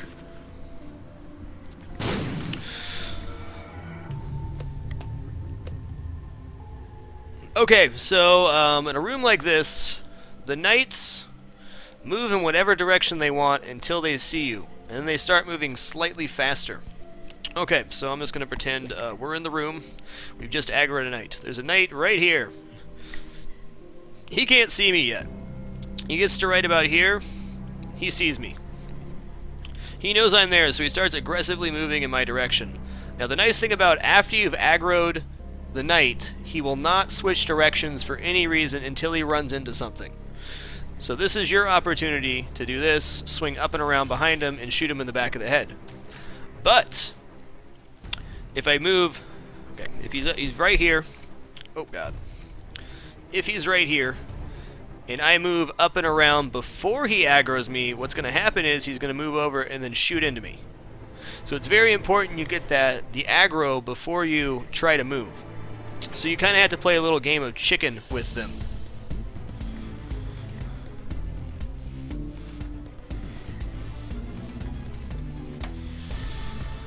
So you're going to play a little game of chicken with the knights, and that's the only way to kill them, is to get them to aggro first. If they're aggroed first, you're good to go. Now the trick is, on this one, you're going to have, there's very little safe zone. This is kind of a safe zone on each side, just a little bit. You have 2 paths down here, and this is where you're going to do the majority of your damage, is in these 2 paths. The best case scenario, you get one isolated on one of these paths, and then you can swing up and around, or up and around to shoot them.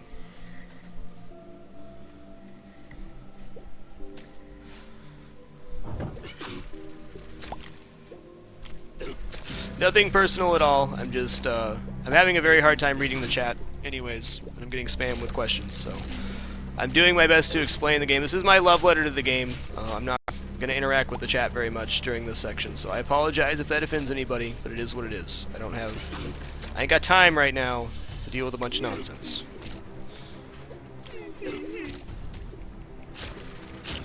I don't think that room really bears any explanation. They're trapped behind the poop. So you kill the one that's trapped behind the poop first. They're going to spit out red flies, but once again, you can dodge any and all red flies by just hanging out in the top plane of the room. And since those guys automatically go away from you, you're literally 100% safe in this area of the map. Yeah, sure, Lou. You can shoot the knights from the side, but I would say that's more of an advanced technique. I'll talk about that next time we see knights, but the next time we see knights, I'll talk about it. But I don't think it's all that viable for a new player. Either you're going to get behind them, or they're going to hit you. That's even trickier. You can shoot them as they pass, but if you have a room with 7 or 8 knights, your strategy changes a little bit. Okay, we're on the depths 1. The depths 2, you cannot get out of the boss room when you fight.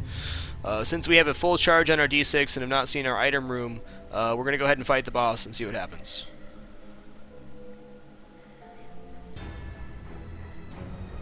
Monstro 2. Okay, watch Monstro 2's face. This is the trick. That little half smile he does, that's when you know he's aggroed and he's going to shoot. This is the most effective way to do Monstro. I will say when I first started playing this game, Monstro 2 was my kryptonite. He was my kryptonite. He would destroy me every single time. But no more. Me and Monstro 2 are total bros now.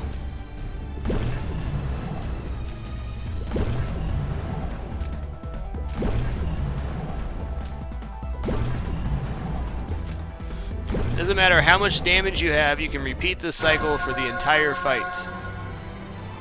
Yeah, if you don't do it right, he'll wreck your shit because he spawns 4 flies. He spawns 4 flies when he does his thing when he jumps up. So if Monstro 2 spawns, let's say right here, all you're doing is moving back and forth and back and forth and back and forth. As soon as you see that little smile, that means he's locked in his laser beam, and he's going to fire his laser as aggressively as he possibly can. He's going to fire his laser. So that's when you move to the side. But the tricky part is getting back into his aggro range before he decides to jump. There's a very split-second window when the beam disappears to when he decides his next move. He may just decide to hop and do just a little tiny hop, but he may decide to jump up in the sky. And what happens when he jumps up in the sky is the first jump, he's going to land and he's going to shoot out beams, I believe, in 8 directions or 6 directions like this. Then he's going to jump again, he's going to land, he's going to spawn 4 flies. And that's where the fight gets really tricky. The easiest way to negate that is before he does his second jump, when you see him go up in the air, lay down a bomb. You'll more than likely take out at least 3 of the flies when the bomb blows up. And then hopefully you can get him back in that perma-stun pattern.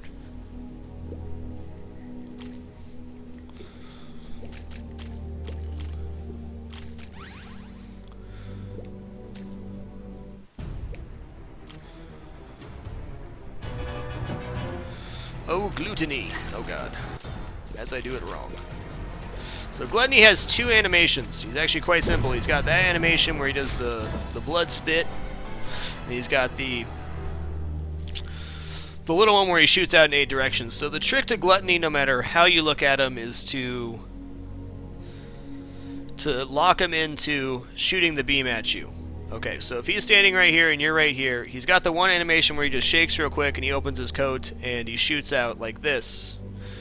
Finding the sweet spot between this shot and this shot is exactly how you dodge that. I messed it up there, but you just want to move down and then back a little bit. Now, when he fires the full beam at you, he does the long shake and he fires the huge laser. What you want to do then is move down here. The same dodging applies to the mini shake there, because he's going to shoot out, over. You need to find the soft zone down here, which is smaller because you're closer to him than you would be before. Yes, you get 5 college credits for this, Nobama.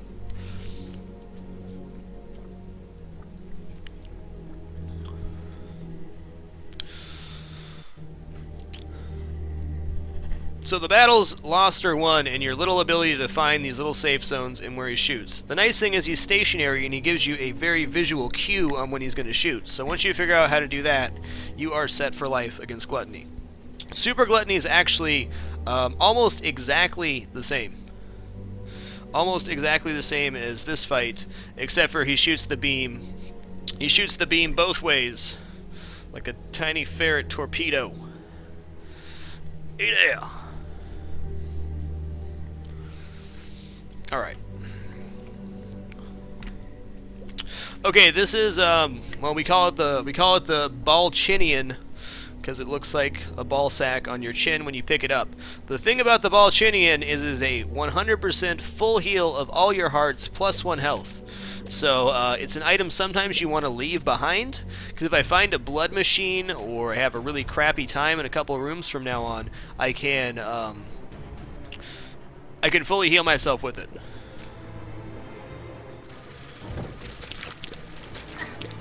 Oh, how did they hit me?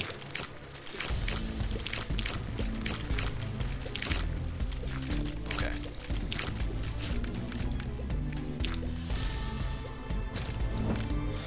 It's a really crappy room. I'll explain. Okay, so we had... I'm not going to worry about talking about the guys on the side here. We walked in the room like this. On a good note, you are more or less safe here, because they're going to fire at you like this. Which means you're safe standing right here as long as you don't move.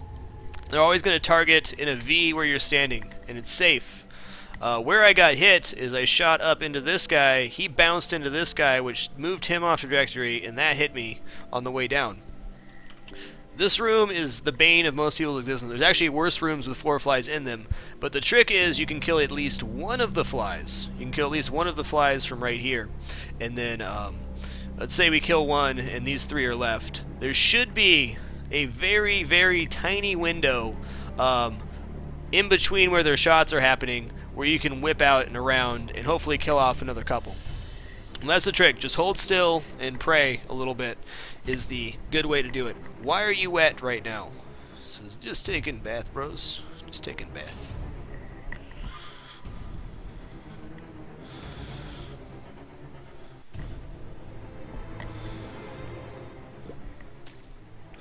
Okay. I'm not going to take this pill yet. In the off chance that it is a telepill, I do not want to have that take me to the next floor.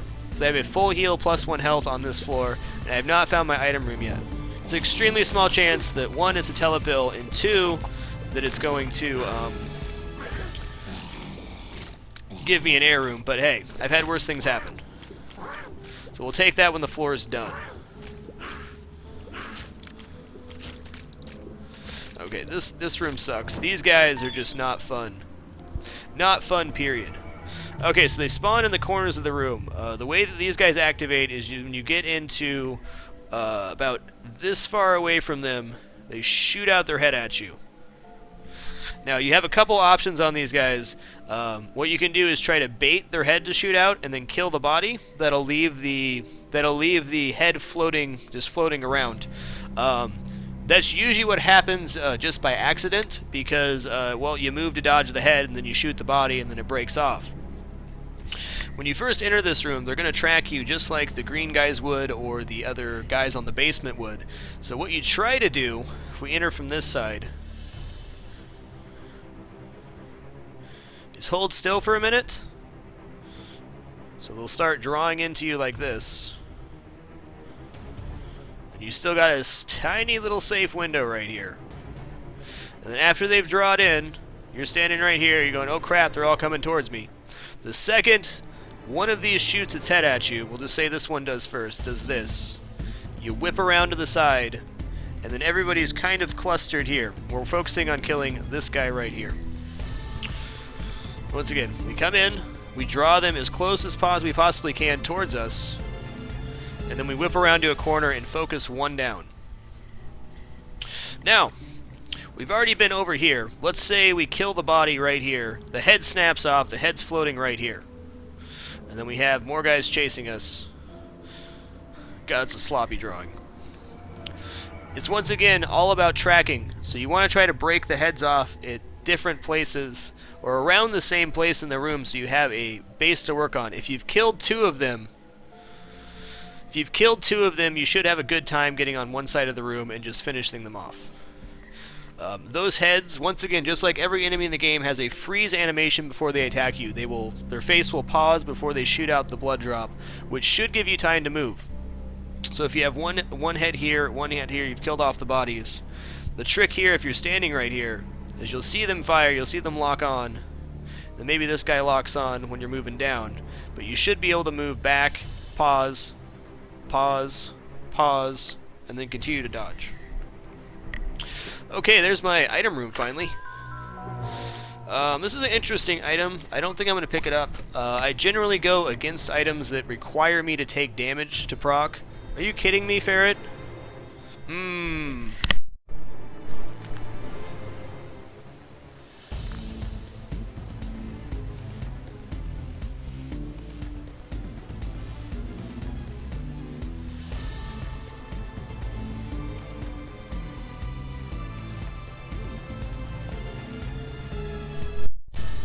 Over there. Okay, infestation will spawn flies. Every time you get hit. It's just a passive item. When you take damage, you're going to spawn blue flies, which is nice, especially with Polyphemus. The flies will do Polyphemus style damage. So, you know what? Actually, I'm going to take that only because I have Polyphemus. Otherwise, I would totally reroll it. But it should spawn 3 flies for me, or 2 flies every time I get hit, and those will do the same damage as my really kick-ass tiers right now.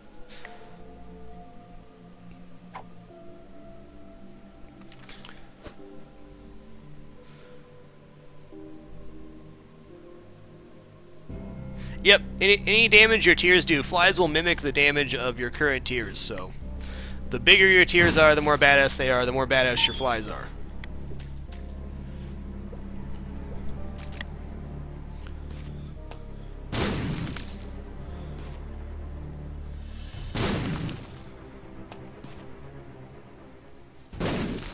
Well, I learn something new almost every time I play this game. That's the crazy thing about it. I have 1,200 hours in the game and I still learn stuff about it, so honestly I have no real desire to play this game very much until Rebirth comes out, but that being said, I really wanted to do this as a level editor of the game that did me so well.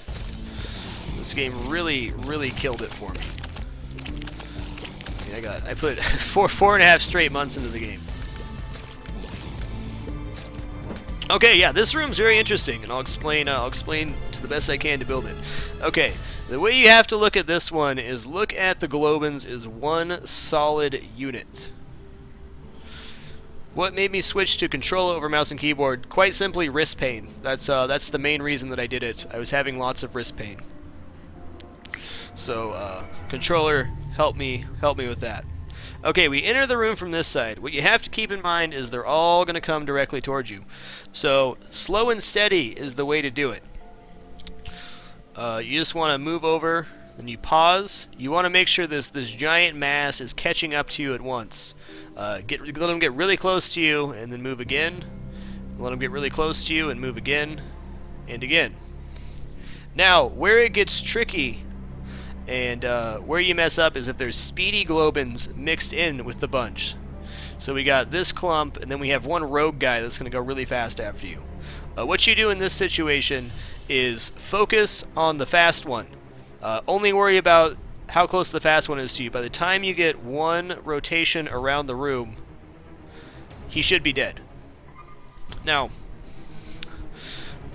the trick for this is that you have to sometimes get closer to them, which is the exact opposite of what you want to do. You're thinking, I need to get away from these fucking Globins, they're going to kill me. What you actually need to do sometimes is pause or even move closer to them to get them clumped back up. If you can get them clumped up, even including fast ones, there's definitely a way to do it where you're moving kind of in and out, and just try to keep them clustered. Just keep in mind that they're chasing you in the direction you're going in. So, to go into even further detail, if there's a fast Globin down here, and your main clump's up here, and you just whipped around here, you may actually want to move into the Globins to pull this one back closer, and then go over and around again. Does everybody follow that?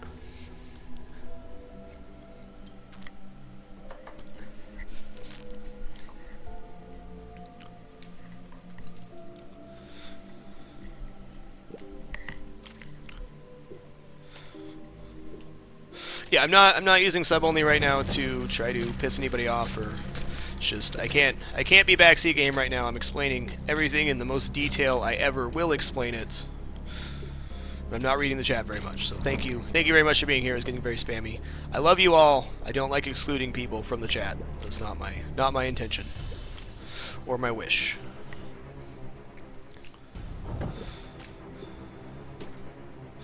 Oh, this freaking room.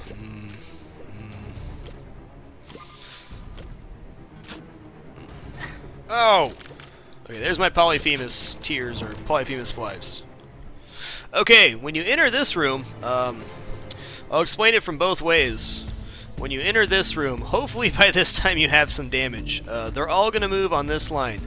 This rock right here will stop them from aggroing up. The only way they move up is if they do so randomly. And then even then they may not go all the way up. They're not going to see you. And if you don't move at all, this rock won't aggro you. The second you move, he's going to shoot at you. As we just saw there, that's what I got hit by. So you can usually pick one of the brains off just by standing here and then decide where to go from there. It is Skull, and I will upload this to YouTube afterwards. Okay. If you enter from this side, it gets much trickier, because this guy is going to aggro you the second you move. Once again, if you don't make any movement whatsoever, that will not shoot at you, but you have these brains coming towards you. What I usually like to do in this situation is don't move, hope you can kill off one of the brains. And then I usually try to weave over here. You bait this guy out to attacking you. Once you bait him out from attacking you, you move up into this safe zone right here. Obviously shooting any brains that you can, but this area right here and this area right here are your safest bets, because you have this rock to block the statues from shooting you if you need to. I can't give you the exact range, but I would say that this statue right here will aggro from about this far away. So anywhere in this little zone, you're going to be okay.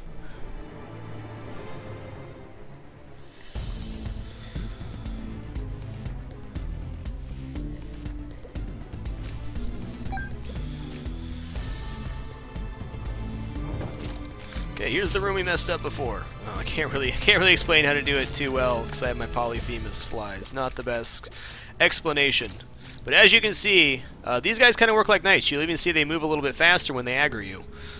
They will move randomly until they see what position you're at. This is something I recommend doing to a new player. If you have not seen an enemy before, try to figure out how it works. What makes this enemy tick? Like, what can I do to change its direction? Just play with the enemy that's in the room with you for a little while. See, we figure out how to aggro them. Just watch it for a while. This game is won and lost inside of your dodging ability.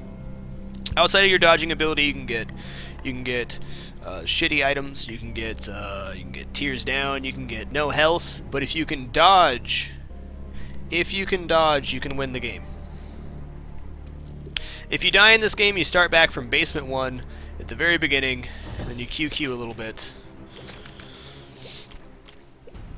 and then you start again.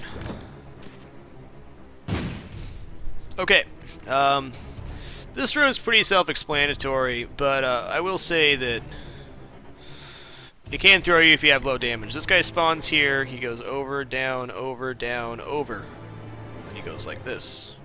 So the safest thing you can do, if you enter from this side, is go right here, fire at him till he moves down, then back up here,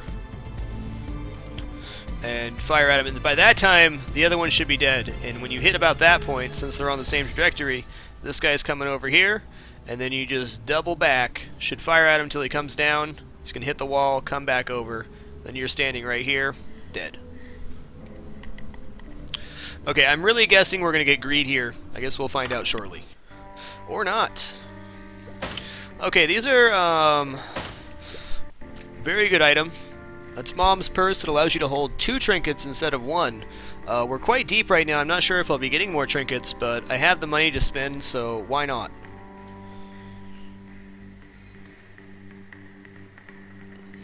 So now I have a second trinket slot. Even though I don't have a second trinket, that's some good stuff. Alright, pretty fly, good. What are you ferrets doing?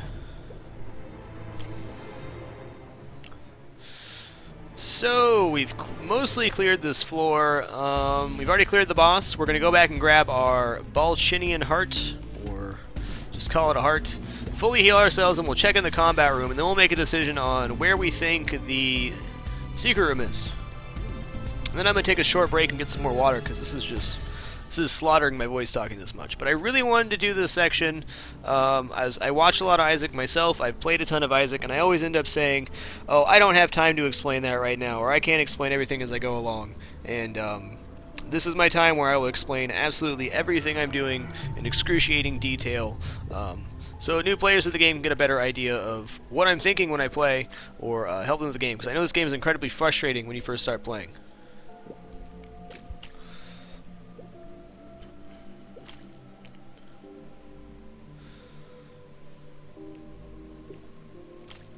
So this is gonna be a one-time thing. We're gonna do one run with every single character. We'll go to Satan. We'll go to Isaac. We'll do whatever. I mean, I guess I could explain. Yeah, why not? Let's open the chest. What's in the chest? Oh, those babies.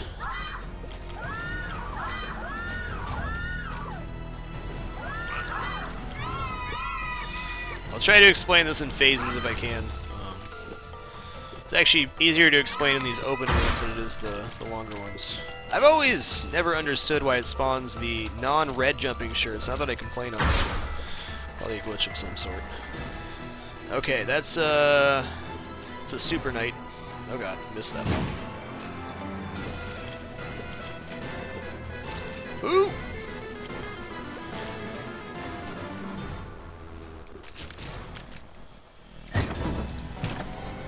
He got me. Strength card, okay. I'll actually drop this hero font now, and we'll keep the strength card. Makes you very large, gives you extra damage, and a heart container. Okay, so the babies. Let's talk about the babies real quick. Obviously the most sound annoying game, or enemies in the game, without a doubt. But they're actually not that hard. They have a very long targeting animation. The only problem with the babies is they will randomly appear, usually after 2 shots.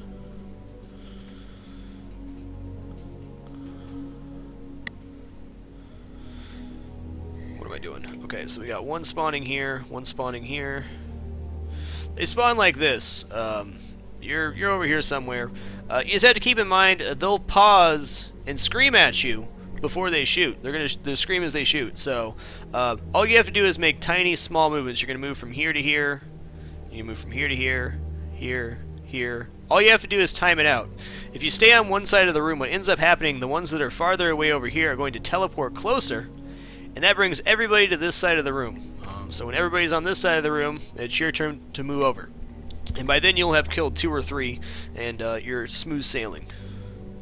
We'll get into knights more at a later date. It's not a very good place to explain knights. I think the real challenge with knights comes in rooms that have rocks in them.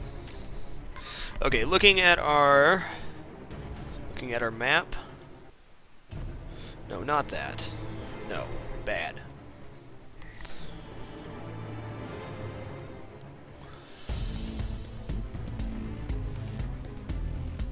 Looking at our map here, we got a couple places it can be. We could be right here. Oh, put the whiteboard overlay up. Could be right here, right here. Could even be right here.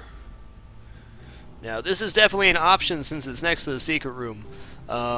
Statistically, best odds gonna be right here because this is surrounded by 1, 2, 3, 4 rooms, while this is only 1, 2, 3, 1, 2, 1, 2, 3. So we're gonna go check by the item room and hope it's there.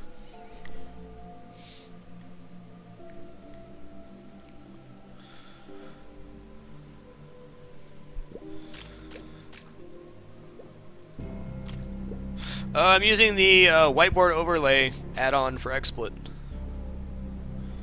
Yeah, Grey Hearts would be armor. That's exactly there. Okay, it's not there. So we'll check our other ones that are 3. It can be in any room that has 2 next to it. Not as likely, but sometimes it spawns really wonky and you just don't know.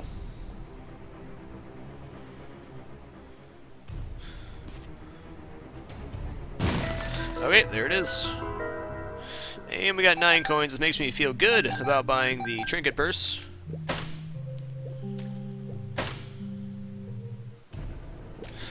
No, I didn't go over super secret spawning too much. We actually got ours by accident. Let's cover that real quick on this map. It's actually a good map to look at it on. Oh man, let's do it in the game. In the game. Okay, there's a lot of places it could be here. This would not be a map I would probably go for it if it didn't happen on accident. Because what can happen here is it is right here. This is a super secret room. It can only be connected to one other gray room. So our options are here, here, here. Keep in mind, it's more likely to be on the plane of something else on the map. So it being right there is totally possible. Being down here, while it's not impossible, is very unlikely because there's no other rooms showing on the map. Same with over on the far edge here or anywhere else. Now, super secret room is never going to be connected to coin room, item room, sacrifice room, but it can be connected to a secret room. So you know it's not going to be next to bosses, mini bosses, all that stuff. It's going to be just one other regular gray room. So these two right here would be my first guess, and then these two would be my next guess. And if it wasn't there, I'd probably give up because it'd be spawned somewhere really weird.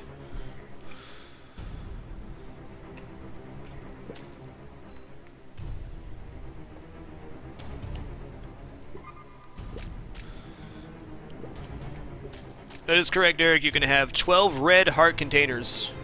What's up, Ignatus? Okay, we're gonna go down to the next floor, but before we do that, I'm gonna take a short break. I'm gonna stand up and get something to drink, get some more coffee. This is definitely wearing on my voice. It's been about, I don't know, 2 hours since I started. I'm going to run ads while I'm at it. So thank you very much, everybody, for being here. Once again, apologize for the sub only. This is really just like the cooking thing. I'm doing this to be informative. I'll be happy. I'll open the chat up and I'll answer questions afterwards. I'm not going to keep it sub only for the entire time. After we're done with the run, I will open it up. I will field whatever questions you guys have. But I'm doing this sheerly for my own thing because I like to teach and I think people will benefit from it, or at least I hope so. So I'll be back shortly.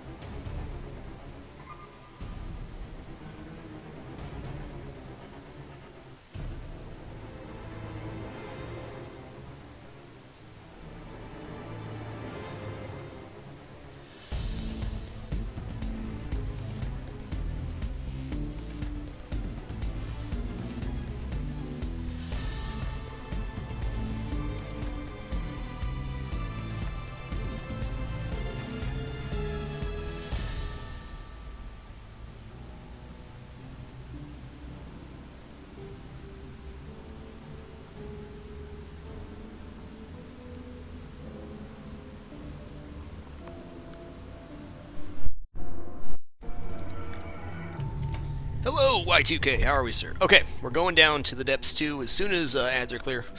Just because we're in sub-only does not mean I want to stop anybody from watching.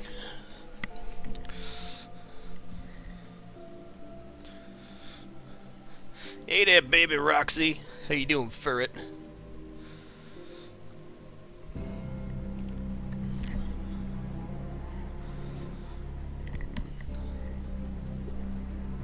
That baby ferret. So the plan is to do this on every single character. Obviously not in one night. This is going to be a series.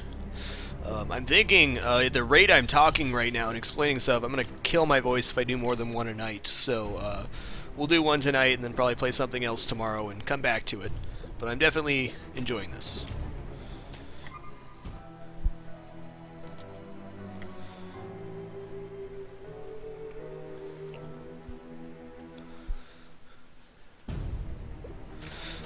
Okay, Curse of the Lost. What Curse of the Lost does is it makes the map bigger. I believe it's 1/3 bigger, and in addition to making it bigger, it also muddies the areas the secret rooms can be.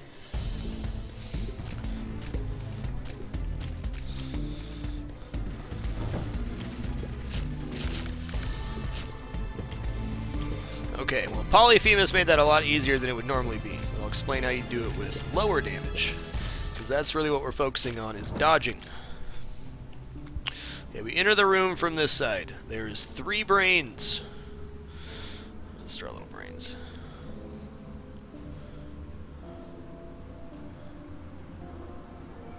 And 2 double flies. The way the double flies work is when you do enough damage, they split into 2 regular flies. There's a very tricky timing here. Yeah, pro artist, I know.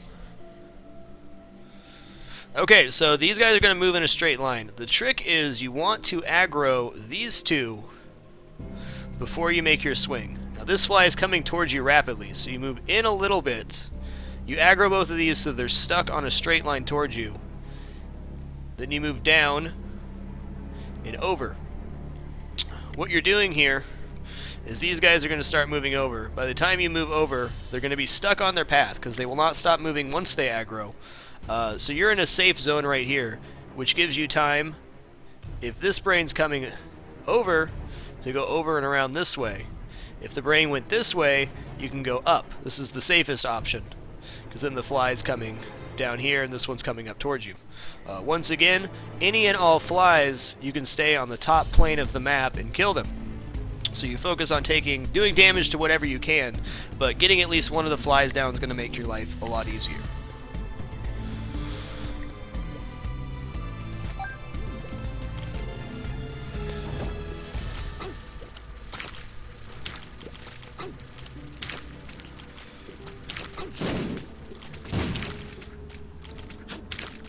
These red jumping guys are a true test of your timing. Okay, so we had, was it 2 or 3 bomb flies? We had bomb flies. I always worry about the bomb flies later. Bomb flies are easy, they're static, they just move around the room. If you can keep an eye on where they're at, you should be able to dodge them. Where this room gets difficult is you have 3 timings you have to work with. There's the 2 red jumpy guys. They shoot up and off the map, and they create a little shadow where they're going to land. So you have a timing, when you see the shadow, you know that's where they're going to land. When they land, they shoot out in all directions. So you have to find the safe zone between where they're going to land and shoot and this guy. This guy has a very specific timing too. In this room, he will always be aggroed on you. You know, Ferret, you can stop anytime you want. Anytime you want, you can. So you need to focus on where the shadows are, what the timing for this guy is, and dodging the flies. Not an easy room at all, but it's all about the timing. I would recommend, number 1, focusing on this guy in the middle. Focus on dodging his timing. And then focus on where the shadows are going to be. And if you can dodge those 3 things, the bomb flies are going to be the least of your worries. In fact, many of the times you end up killing the bomb flies on accident. The only thing you really need to concern yourself with is making sure you're outside of the blast radius of where the flies are.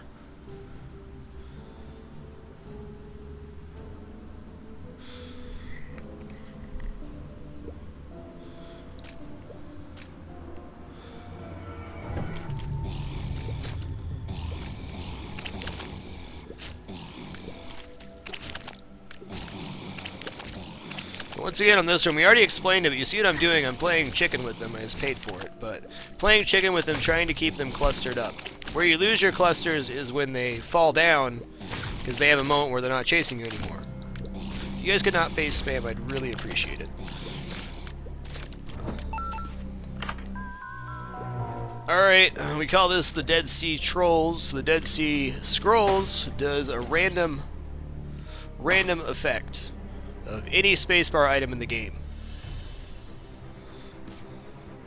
Mr. Boom. I hate this item, and the reason I hate it is it can do the kamikaze effect. And the kamikaze effect does damage to you, and I've died. I've died doing it. This is an item I almost always reroll, but we're going to pick it up to make sure that it does not show up again. Alright, Dead Bird. We're definitely going to try to get another reroll there. The Dead Bird, when you take damage, it comes out of your head. Yeah, Dead Sea Scrolls could cause a D6 effect, so that was dangerous. I could have D6'd my D6, and then I would have been out of item. So, the Dead Bird flies out of your head, randomly targets stuff in the room. It's got really crappy A on it. It's just not... Once again, I don't like items that are... You have to take damage for them to work. Oh boy, Super Greed. Okay, Super Greed spawns greed heads, and he shoots like that. He's not really a bro. You see I'm trying to keep him as far away a distance as I can from him. Wow, die already, sir. The only thing I don't have right now is fire rate. Quarter. Alright, we'll take a quarter. Quarter's cool. We've not seen an arcade yet. I'm hoping we get one here soon. Arcade on this floor would pretty much seal the deal for my run. Okay. So, Super Greed spawns in the middle of the room. The nice thing about Super Greed, in comparison to Normal Greed, we'll talk about Normal Greed when we get him, his shots do this. Which means you're always going to have a safe zone standing directly in front of him. This is your safe area in between those two shots. So in that sense, Super Greed's actually not too bad. The only part that gets tricky is when he spawns the greed heads. We've talked briefly about greed heads. I'm sure we'll be talking about them tons. But as long as you can stay in a straight line in front of Super Greed, you're completely safe. Yes, Martin, I learned this all by myself. I mean, not going to say I didn't learn stuff from other casters, because I certainly did, but I have 1,200 hours in this game. Hey, you got the crazy eyes right now. You need to stop. Just stop it. Stop it. Says, hey, bro. Want a party? Okay, what I'm actually going to do here, I'm going to leave this quarter for right now. Maybe I'll get a reroll out of it. Maybe that'll actually be a good reroll for me. If you're rerolling inside of a shop, it's only going to turn into other shop items. So I guess Candle and the Habit would be my other options. Candle's like the best spacebar item in the game. The Habit would charge 3 bars every time I took damage, which makes the D6 even more powerful.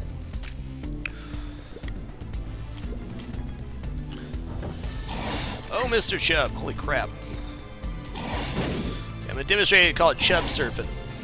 Call it surfing the Chubb. So, I'll draw it out, but what you do is you aggro him, and then you run alongside him like this. It's the main way to do damage to Chubb. Now, Chubb will eat, or quote-unquote eat his babies when he runs through them. This is the safest way I've found to beat Chubb. Come on, Chubb.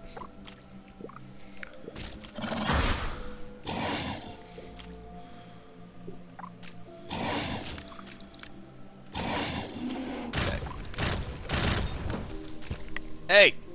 Yes, he will also eat bombs if you lay in front of him, which if you have a lot of bombs, very easy to kill him with that. No, Chubb is a girl, fair enough. We got Chubb here. Chubb has a very short aggro range. It's probably about this long. So what you do is you step inside the aggro range, up, and then you just surf the Chubb. Just surf the Chubb. That's all you gotta do.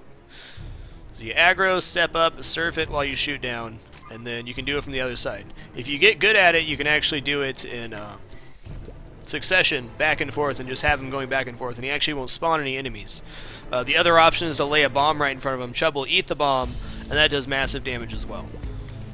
But really, if you're good at surfing the chubby, you should have no problem with even needing to use your bombs on it. There's my arcade. Okay, we're going to go back for that quarter for sure. Okay, we just covered babies a minute ago. That's not a very good room to explain them again. That ferret, man. I don't know what you're doing with your life. No, we have not had a widow fight yet. Oh, why did I pick that up? I didn't mean to pick that up. Alright, well, we got a dead bird. No bigs. Okay, we'll take the quarter since we have an arcade.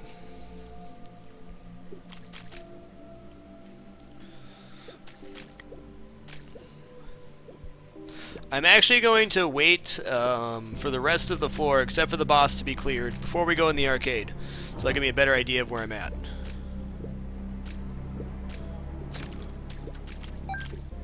Okay, we already explained this room. We just enter from the other side. As we saw there, the guy goes like this. He goes up, down, up, over, back, up again. So you have a good window of damage here. If he's not dead by then, you move over here, and by that time the other guy should be coming up the side, and then you just move back the exact opposite.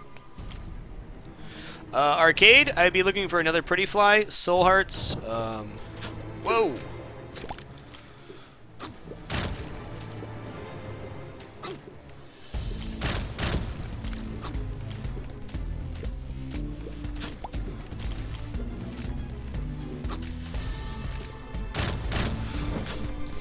Alright, so we got two main threats in this room. We got Larry with three main threats. Larry Jr. and these two. Got Mr. Larry Jr. right here. Once again, Larry only moves so far before he attacks. And what I did here is I stood right here. This guy shoots at you. You just move a little bit down and back. Down and back, down and back. Now, if Larry goes crazy and he starts coming over here towards you, all you do is switch sides. You aggro once here, he's going to shoot at you, up and around, and then you're on the other side in correlation. So, your safe spots you want to be are this line and this line. If you get stuck against the wall, the bad thing about that is the shots go straight out. So you can't really dodge it. It has to be at an angle so you actually have room to move down.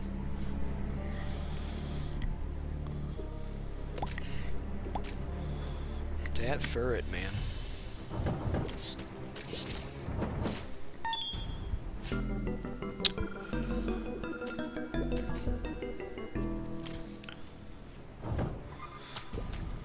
Oh god.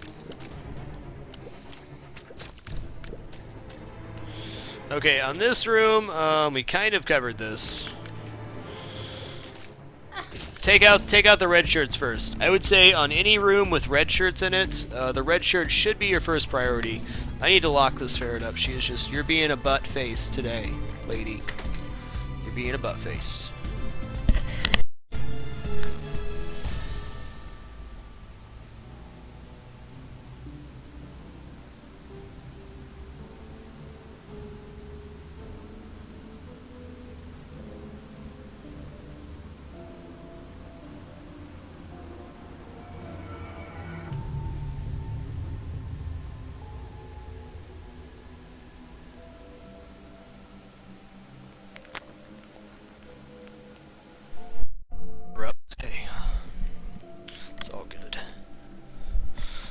Martin, there's mini bots out there. I'm lucky enough to have the Groobot. There's Moobot, Nightbot, Saucebot, Ironbot.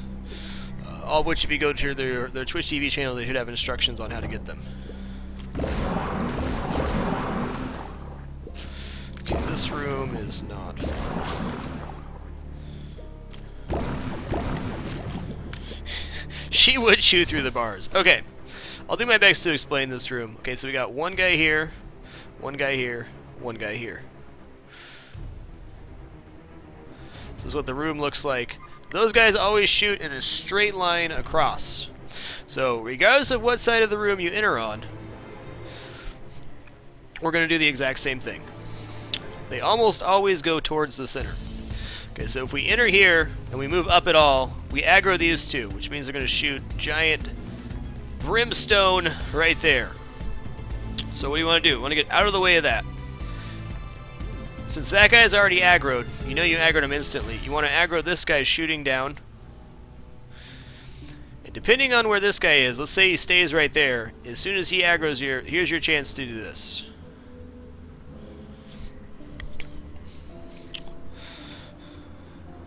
So you aggro the two, move over, aggro the one right here to shoot down. If you come over, you're shooting this guy down here, hopefully killing him. If this guy aggroes you up top, swing up here. These guys are going to stay on pretty much the same path, so there's going to be aggro lines going across. You have safe zones in this little area. So you got to find the spot between where you're being aggroed on the one side. Once you have one side clear, it's really easy. Yeah, just every third person that's entered, Habane.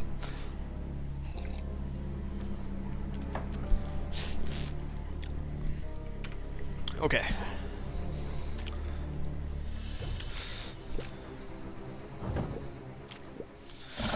Now, one thing I didn't think about, there's drop a bomb to kill Chubb. What I didn't think about is I probably should have done the arcade. Statistically speaking, so if I got the scumbag IV bag out of the blood machine, I would be able to get a reroll or two out of it.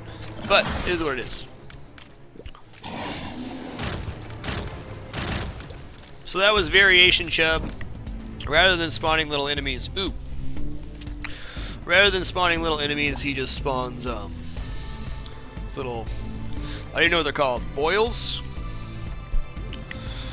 Okay, we got a Joker card. On the Depths 2, you have the Mom's Foot Fight. In the Mom's Foot Fight, you cannot exit the room once you enter. Also, there's no way to get inside your Devil or God room unless you have an item to get out. If you hear the noise of the Devil or God room opening after you kill the boss, you can teleport out via Star Card, Hermit Card, Telepill, and get back in the room and get it. On this case, we have a Joker card. I'm going to use this here because I know for a fact that we're not going to be able to get in our room. So, good as time as any. Okay, we got Mr. Krampus. This should be an interesting demonstration. Oh god, I'm just taking mad damage. Okay, that was very quick, but I will explain how Krampus works. Krampus is a jerk. Krampus has two attacks. He has one where he shoots brimstone in 4 directions. His other attack is he does a double shot. He uses 4 each time. It's very similar to the super greed shot, except for he does it more than one direction. So if he's sitting here, he shoots 1 shot like this. I believe it's 3 and then 4. So he shoots 1 shot of 3 and then 1 shot of 4. But he tracks you while he does this. I like this as well. The trick to Krampus... Oh, come on, ferret.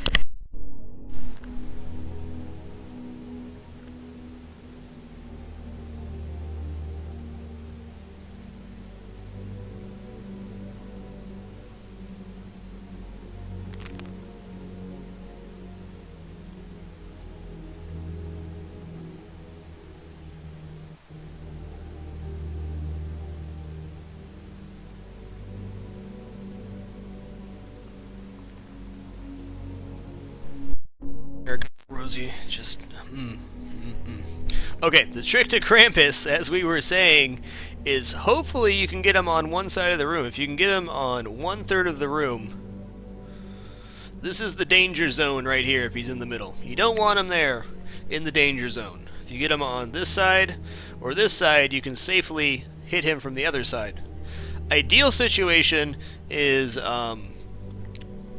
he spawns here. You dodge his shot by moving down to the corner, which will draw him towards you, and then you whip back to this side, and then as he follows you over, then you come back to the other side. That's the ideal pattern to do it in. It does not always work like that because Krampus is very random. He's very hard not to take damage on.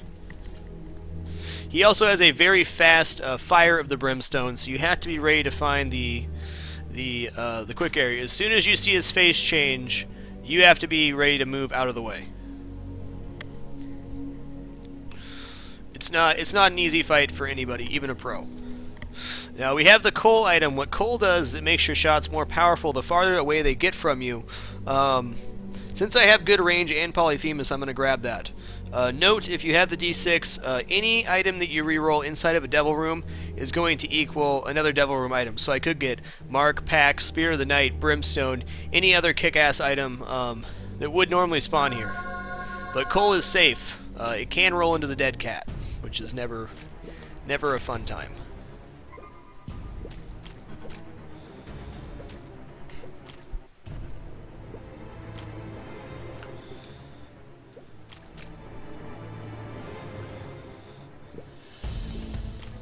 But I hope you guys are enjoying the series. I'm actually looking forward to it. It came to me in a dream last night that I should do this.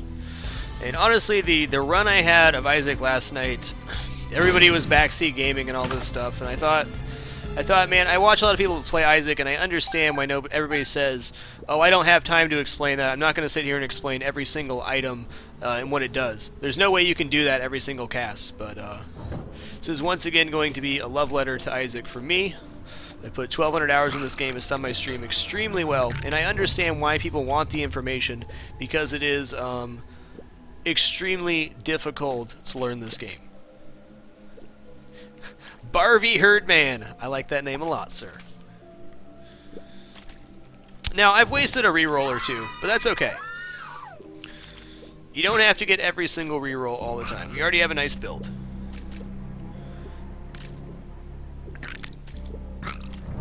Okay, the real pain of this, unless I get something that makes me fly, I'd have to take damage to go into that, which is definitely a possibility.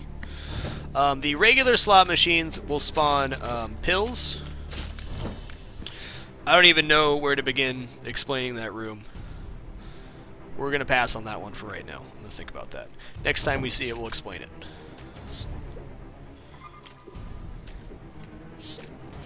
Oh, God. Yeah, Cthulhu told it to me in a dream. Okay, it's not the best room to explain, but those guys, I don't even know what you want to call them. They're really annoying. They move very fast. They work very similar to knights in the fashion that kick-ass drawings. The fashion that when they see you, they move very fast in one direction. They're going to move very fast. So the trick is, however many of them you have, you need to figure out your next move. You need to figure out your next move, so wherever you get aggroed at, if this guy's just floating this way, you need to think, well, where am I going to move when he aggroes me? Because if you have 3, 4, 5 of these in a room, it is very different. So, for example, if I have one coming towards me this way, and I have one right here, when this aggroes, if I didn't think about my next move, I'm going to move this way, and then I'm going to get aggroed again and get hit. So, you'd want to move this way towards the clear section of the room. You always need to be 1 or 2 steps ahead, no matter how many of them in a room. Think, where am I going to go the next time I get aggroed? Yeah, I know, the ferrets, you're just being butts tonight. Come on, ladies. Ferrets are like, no, you did not give me treats today. You're going to pay. The real trick for those guys is just staying 1 step ahead.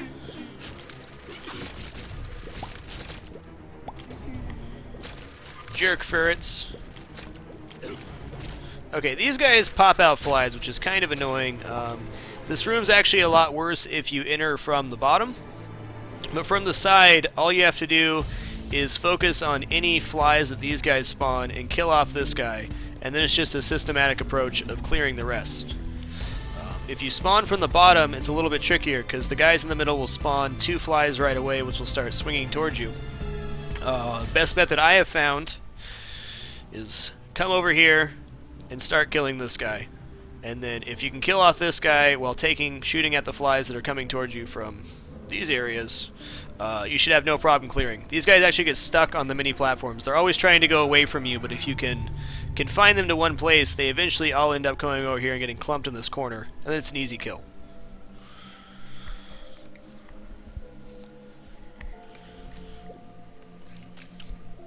Alright, so that's the Depths 2 fight. Once you enter the Mom Boss fight, you cannot leave without a teleportation card. So for that reason, we're going to go gamble and check out our Cursed Room, and then to make a decision on what we want to do from there.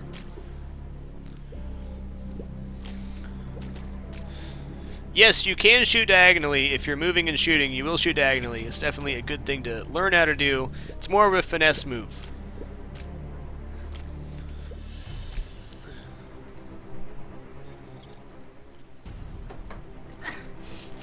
Okay, let's see what happens. Oh my god. Okay, well, dead cat is the bane of my existence. It's horrible. The dead cat will bring you down to 1 red heart. And then it'll give you 9 lives. So basically, you get hit and you die, and then you respawn, you die again. On a good note, the curse room has the spawning item pool of any god or devil room. So we can re-roll this and get any god or devil room out of it. So our odds of getting something better are about 100%. Guppy's Paw. Okay, we'll be back for that. What Guppy's Paw does is it turns any red heart you have, permanently removes it, and turns it into 3 soul hearts. We're quite deep into the game, so what I'm going to do here is gamble, see if I get blood bags or IV bags, drop most of my health, and then re-roll or use all my hearts as soul hearts. If you already have the Polaroid unlocked, it's one of the most powerful items in the game. Because if you have no red hearts left, you get a shield every time you get hit. Okay, we're going to gamble very aggressively. A lot of your time playing Binding of Isaac is spent in arcades and on machines, which is kind of a deterrent for a lot of people. They don't like that aspect of the game. There's things you can do to minimize your time in arcades. The main thing you can do is double tap your machines. Of course that didn't work, so basically you just run a big line in between the two. Just do it. There's a very distinct pattern. If you get it down, you're gambling as fast as possible.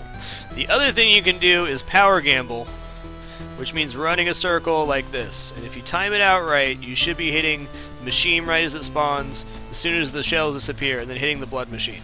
Obviously, it depends on the speed of your character, but if we were going to do that, this is knowing we have hearts laying around. Just do this, and this, and this, and of course I get screwed there.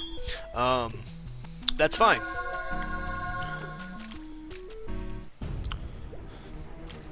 We're going to go gamble at the other machine right now.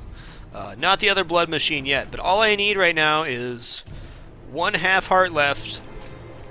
If I have 1/2 heart left, I can enter the cursed room and use all of my hearts as soul hearts, even though they are empty. Okay. This is, some people would call this cheating. I call this aggressive use of mechanics. You can get 2 uses of the IV bag per health. So you can get 2 spawns, anywhere from 4 to 6 coins. Now you can also do this while you hit a blood machine. So we're technically getting 3 coin spawns. So we go 1, 2.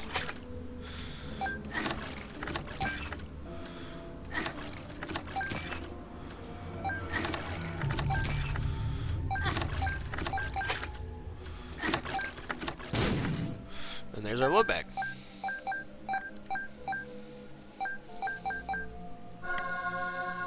Yeah, I would consider that an exploit. I just consider that smart use of what you got. Oh god, don't do it. Hey, shortcut. Okay.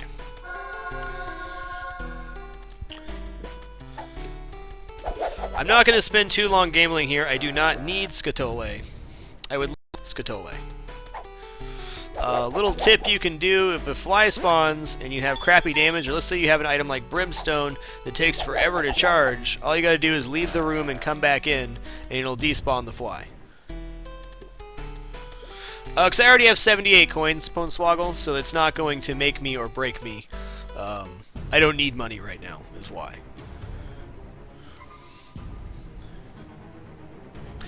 Okay, the purple machine that was in the arcade, that'll spawn tarot cards, trinkets, and soul hearts. If you have the luck foot, it will spawn every single time.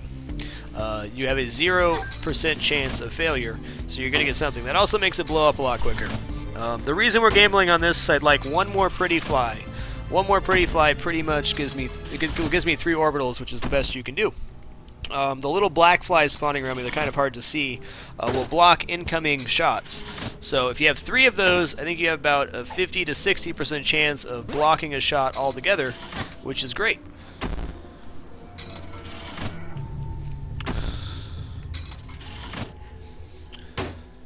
So all I'm looking for here is the pretty fly. This machine can spawn bombs, keys, coins, hearts, pills, pretty flies, and dollars. Full health, awesome.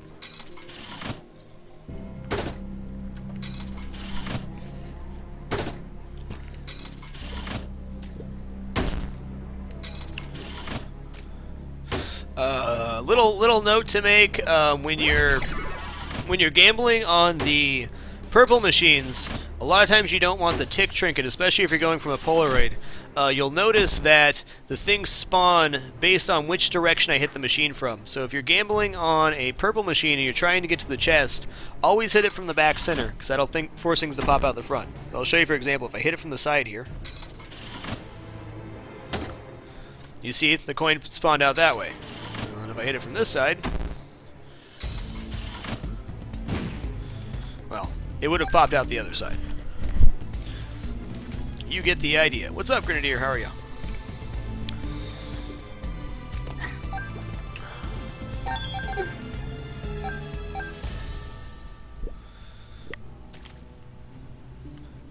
Okay, I'm not going to spawn any more money. I'm not going to be gambling that much more. I got everything I want except for one pretty fly.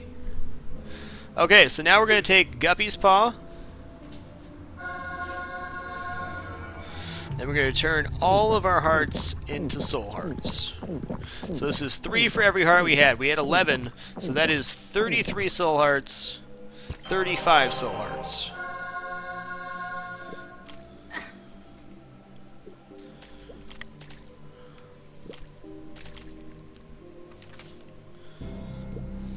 Ah, I should have done that too.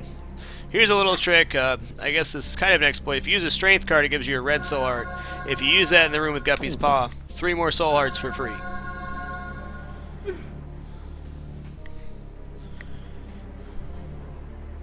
Okay, let's talk about secret rooms here real quick. We got some bombs, so let's find them.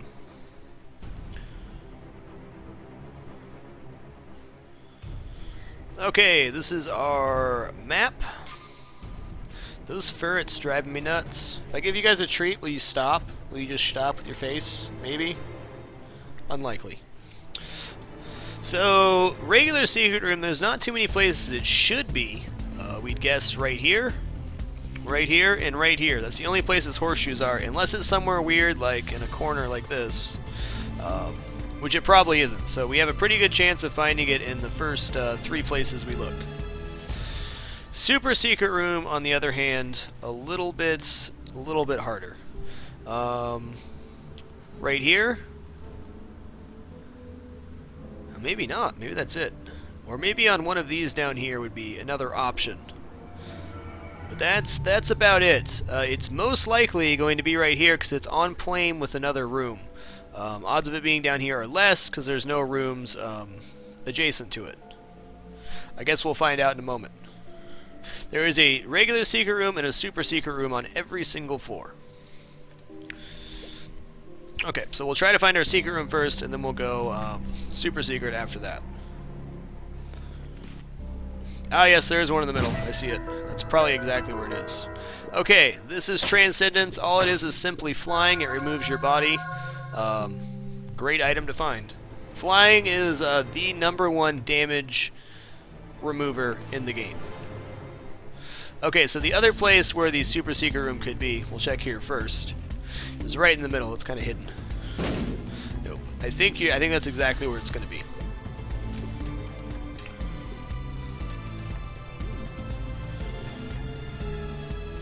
So it can be right down here, because there's no other gray rooms that touch it. And that's actually more likely.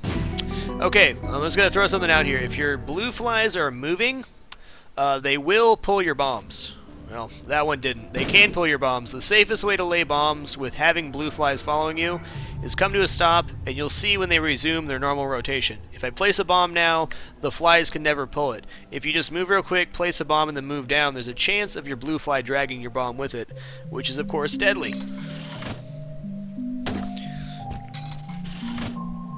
Yes, only in the Wrath of the Lamb, that's correct.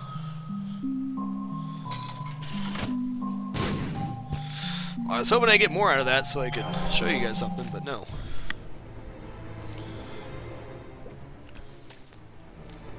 Dim ferrets, man, going nuts. Yeah, well, that's how it goes. This game is so RNG oriented.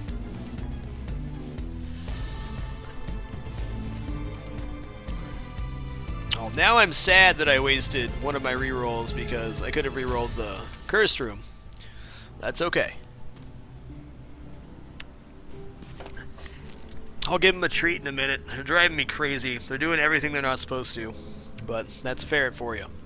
Okay, Mom's Foot. There's 3 variations of Mom's Foot. There's Red Mom, Blue Mom, and Regular Mom. We got Blue Mom. Blue Mom stomps a lot slower than the other moms. She also spawns spiders, greed heads, and butt lickers.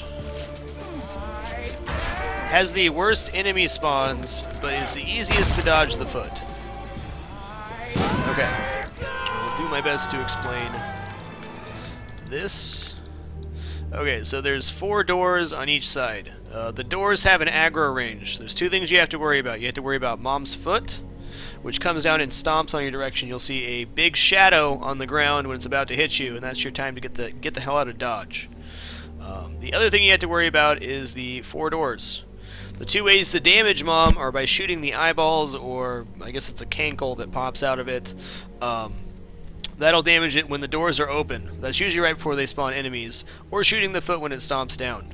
If you get within about this far away from the door, a giant hand will pop out and try to smack you. That happens almost instantly, so your safe zone for this fight is right here. If you can keep yourself in this area, you're good. The other options you have, depending on the rock layout of the room, these can be temporary safe zones over here, because you're outside of the aggro range of the doors. The only reason you go to the side is that if enemies have spawned around you, this is your last resort, is going to these areas. Besides that, you really want to stay in the middle. If you stay in the dead center, you have the option of shooting any door when it spawns out. Past that, practice. Lots of practice.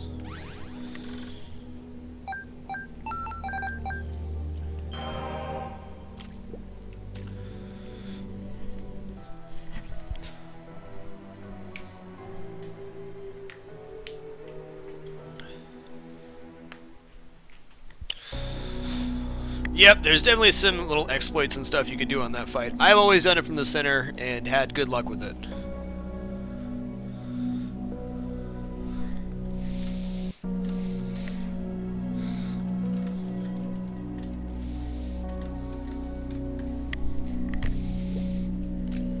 Okay, I'm gonna give these ferrets a treat before they drive me absolutely insane. Not running any ads or anything. I'll just be right back.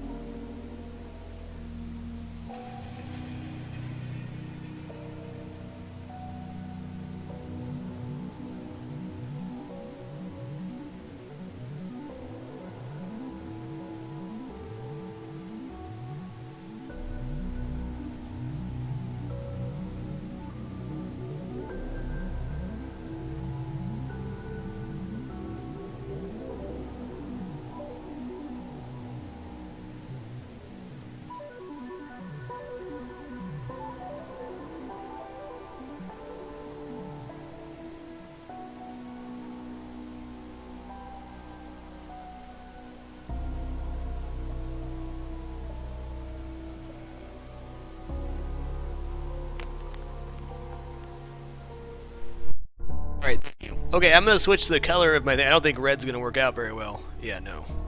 Let's switch over to blue, since we're in the womb. Oh, balls, I just got rid of it on accident. Why you do this? Add a whiteboard overlay.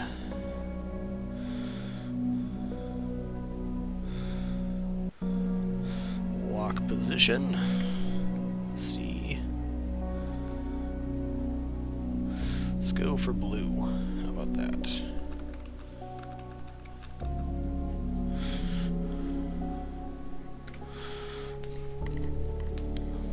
Yes, we're drawing some happy trees.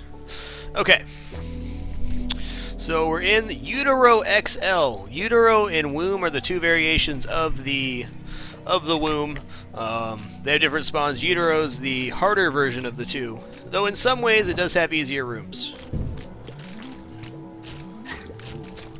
Nasty. Okay, there's only two things you have to worry about in this room.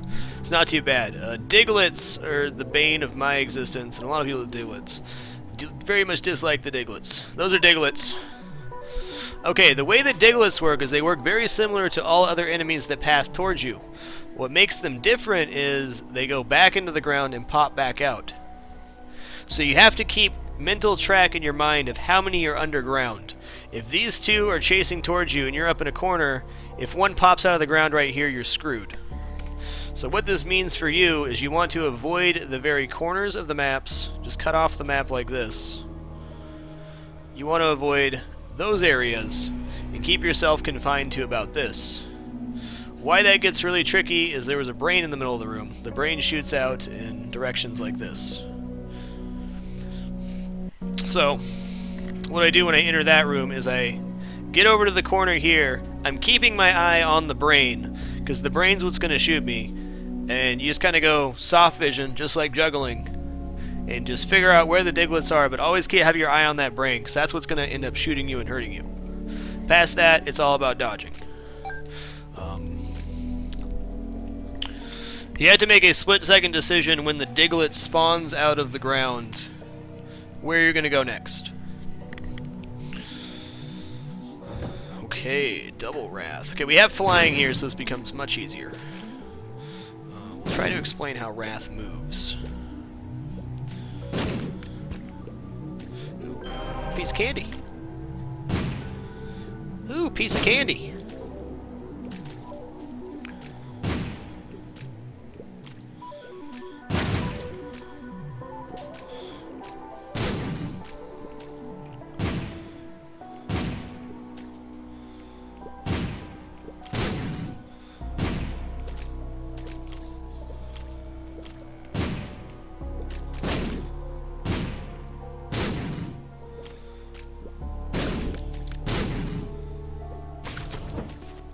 Okay, so the way Wrath works, he has a very easy mechanic to dodge. The problem you come in when you get yourself stuck in corners. The way that Wrath works, let's say I'm standing here, and Wrath is down here. Wrath is going to find a way to get towards me. So we'll shimmy over here, and then he'll come up, and he'll come over. And then as soon as he's in range 2, he's going to shoot a bomb at you. So the trick with Wrath is, especially the double Wrath rooms, is finding an area where you know they're going to come towards you. You're always going to leave yourself a place to move. You always got to have one place to move where you're going to be okay. If you have flying, it's incredibly easy. If you don't have flying, this room becomes really difficult. The nice thing about Wrath is bombs take a nice long time to blow up. What is it, a good, 2 seconds to blow up. So you always have time to push them away or shoot them away from you. You just can't get yourself locked in a corner with both of them coming towards you, because that's when you get trapped. Always leave yourself an out. That really goes for just about any room. You get yourself in these sides of the room, you're in the danger zone, because you've left yourself only 2 directions to move, where if you're standing right here, you have all the options in the world. When we see Super Wrath, we'll cover Super Wrath. I'm covering things as we go along.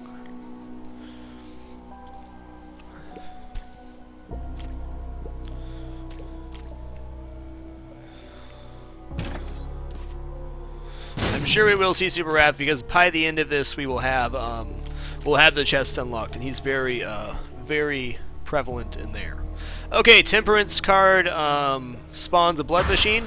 I usually try to save those for an arcade. I'm not big on using arcades or blood machines inside the womb because they take a full heart of damage. But ideally, you spawn one blood machine right next to the other blood machine, and that way you can get 2 hits per damage. In the case of the womb, you take more damage, you take a full heart of damage. There's a difference in the invincibility frame from a half heart of damage to a full heart of damage that actually allows you to do 2 hits on the blood bank for 1 heart, which is exactly what you get on a regular floor. You just have to be very careful with it. So I can run into it. If I keep running into it, see, I get that second hit, I only took 1 damage. So you can actually use your hearts in the exact same way you would in a normal arcade, but be very careful if you get low on health that you can kill yourself doing that. It does not work 100% of the time. It's about 98% accurate. Yes, any rock can be a soul rock in the womb. So if you have a lot of bombs or an item that blows up bombs, blowing up rocks may net you soul hearts.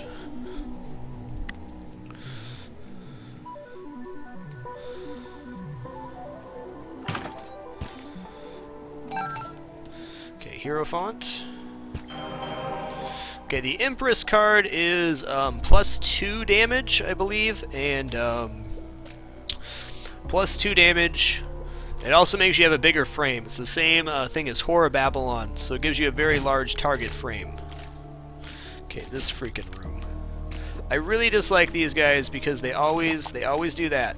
They actually kind of bait you into them, which is the scary part. The big mistake people make on those guys is what they do is they pop out of the ground and they shoot in 3 directions.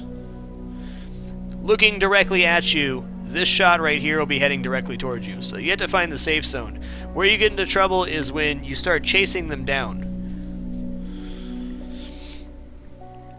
When you start chasing them down, if you start running into them, you're going to get hit. The best thing you can do is hang out in the safe zones of the room, kind of in between the rocks, and wait it out.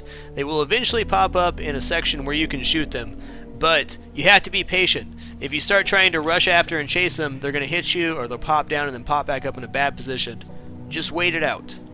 And the one guy spawned right here, you should always take out the weak guy first and worry about the spitters second. They do stay underground for a pretty extended period amount of time, so you don't have too much to worry about dodging there.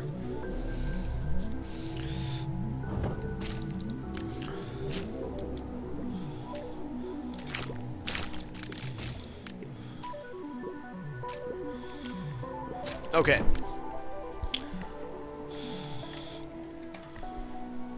Patience is truly a virtue. Yes, patience will get you not hit. Okay, this room with flying, piece of cake. Without flying, not so much. You have 2 enemies in here. You have the guys that can shoot. And yes, they can shoot over the walls, so you have to be aware of that. You also have brains in here. If you look at the room, there's 1 path on the bottom, 1 path on the top. There's two rooms worth of pathing right here. So your safest area is going to be on this path. The likelihood of 2 brains making it to one side and taking up both these paths is very statistically low. So if you move down here, you can usually take out the 1 brain before the guys in the middle are an issue, and then you work on the other brain. Example, brain spawns here, brain spawns here. You move over and down, take out this brain. This brain is now gone over and down here. You go far away from him, you can start taking out the little guys in the middle, and then worry about the brain last. Basically, after you take out your first enemy in this room, you want to clear them in the order of closeness to you. So whatever is closest to you, that's what you kill next. That way, you're always keeping the maximum amount of distance between you and your enemy, which is how you avoid the most damage possible. That goes for most rooms, but a room like this especially where there's large barriers, whatever is closest to you, get it out. Hello, Mr. Cobalt.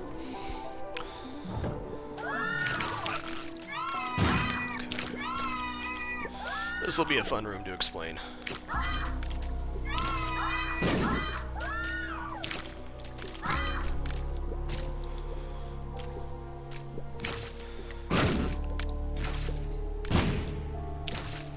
This room gets really tricky if you have low damage.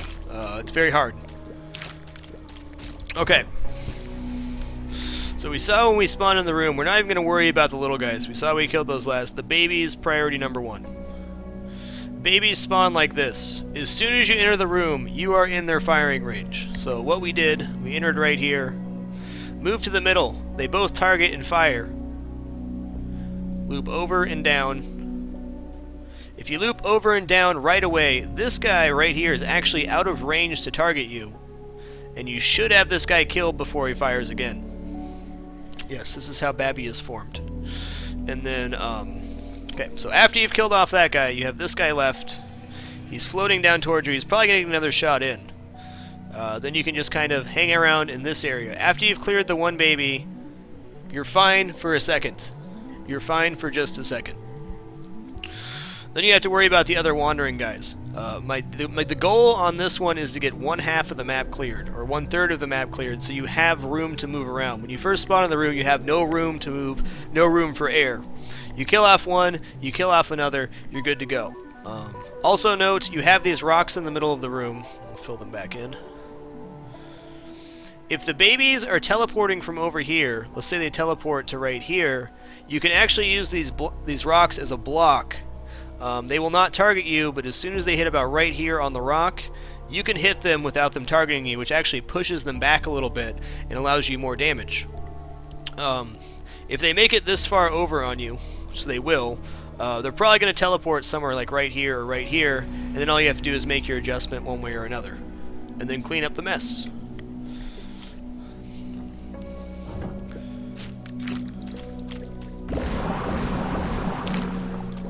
Oh god.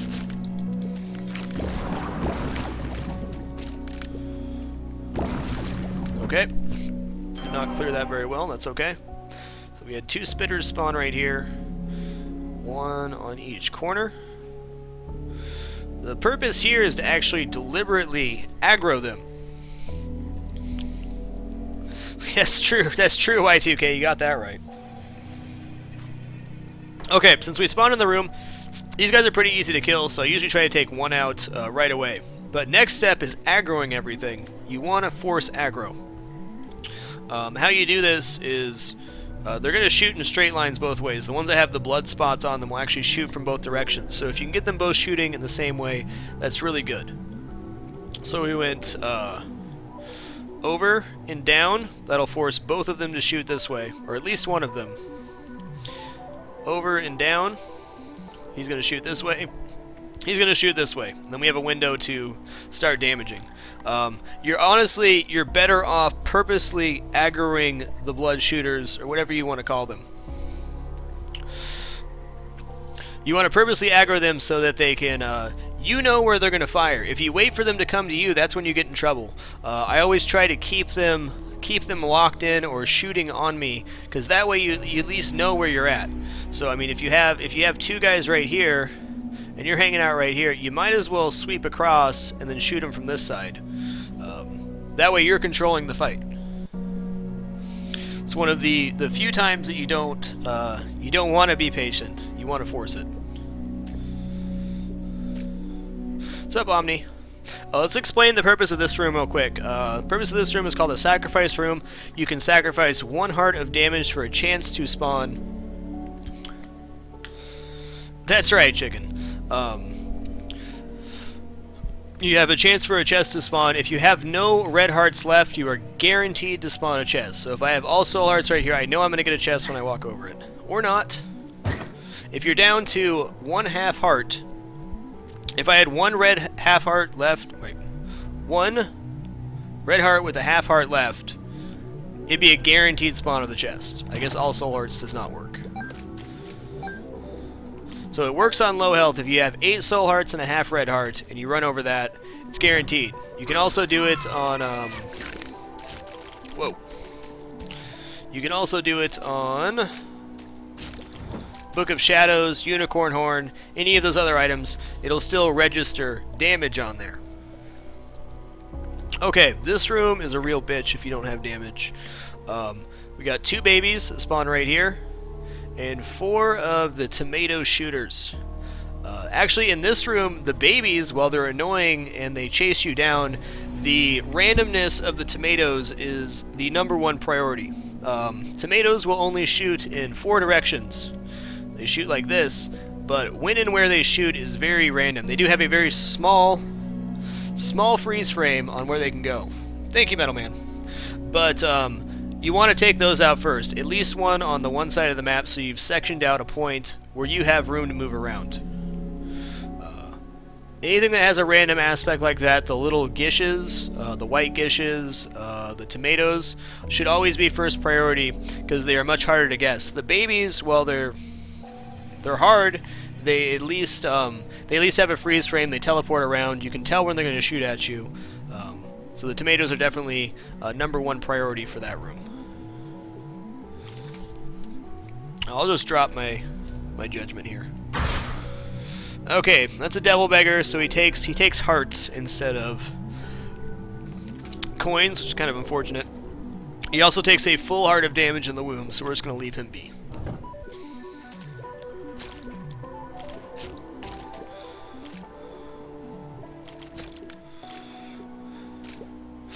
Okay, that room doesn't need too much explaining. You just pick one. This guy mimics you. If you have a cube of meat or another damaging orbital, you can kill him. I'm going to explain how to kill this guy without bombs or shooting at him. There's a couple ways you can do it. One, go to the far side of the room. If you have enough range, his shots will fade out before yours do, and hit him. Number two way to do it, if you don't have flying, you can actually inch yourself up. You can see the shadow below my character. You can get him to run over the spikes without you touching the spikes. Obviously I can't because I'm flying, but even if I was walking on the ground, there is a little couple pixels there where you can make him run over the spikes too.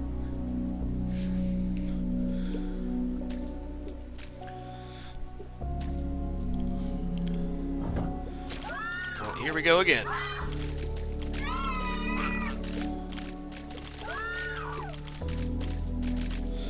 So you see how this room turned out. We just talked about it, but all the meats went to one side, so I was kind of content just killing the babies because we'd put distance, or they put distance between me and themselves.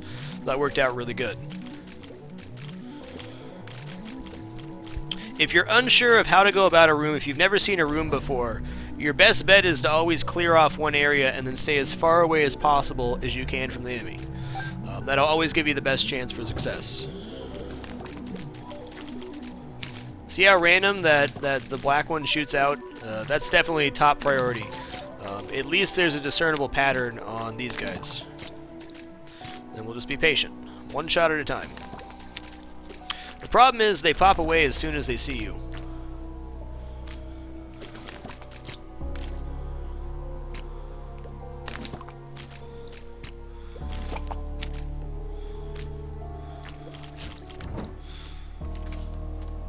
Okay, the tower, what this does is spawns random bombs all over the room. Very dangerous, but fun.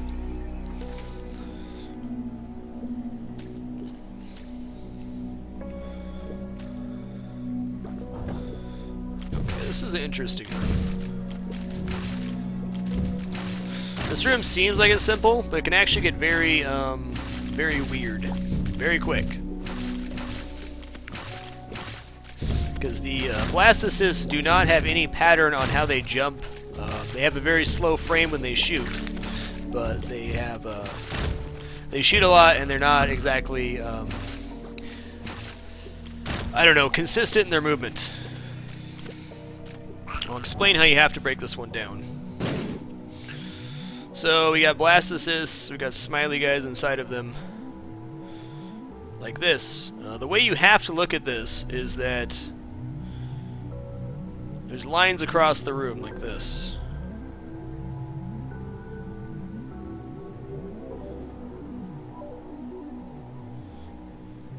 So you're safe here, here, here, and here.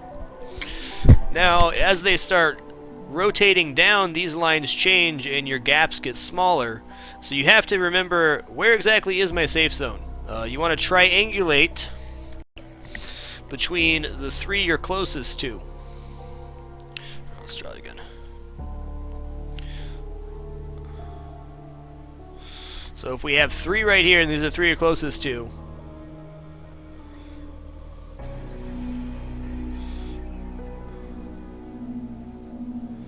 you have a very small gap of where's safe. So just keep that in mind. Just consider there's lasers coming off of them, and find the safe zone. After you kill one, it becomes much easier. Two, it becomes even easier, but killing off the first one is definitely your struggle there.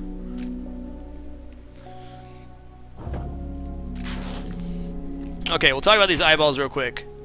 You'll even see that these have a firing animation. It's very short, but they kind of, you see the eyeball shakes when it shoots? You can always dodge these by going in a circle. This is where your diagonal shooting comes in handy. But those eyeballs, there's some really nasty room layouts for them. Okay, the demon wing guy shoots in threes, so he's a little bit trickier to shoot. Even though he's flying, he will take damage from spikes. Oh, or not. So there's a couple ways to kill this guy. One is the same method I showed before. If you have good range, you can shoot all the way across the map like that. Other than that, you have to lay a bomb and then come over. If you don't have a cube meat or something, those guys will actually not touch you when they shoot you, but every time you fire, they're going to fire 3 shots back. I'll get to the corner eyeballs when we get to a room like that. Uplift. I'm doing it one room at a time.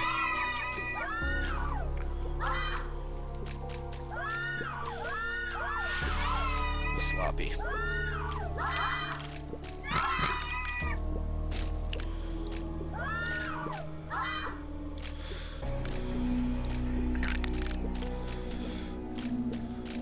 Okay, on this option of the 4 baby rooms, since that's your main threat, you have the guys going around the outside. The reason this makes the room much harder is the guys going around the outside actually make your window of opportunity right here not to get hit. So I usually try to take out the spinning guys first while dodging the babies. You saw that I hung out in the corner of this room for a little bit. What I was trying to do there is get the babies all to spawn up this way. That gave me the option to move down or over if I needed a couple extra seconds. But while doing that, trying to kill the roly-polies so that you have more room to work. It actually cuts off a lot more. Cuts off a lot more of the room than you think. No, Metal Man, sub only means sub only.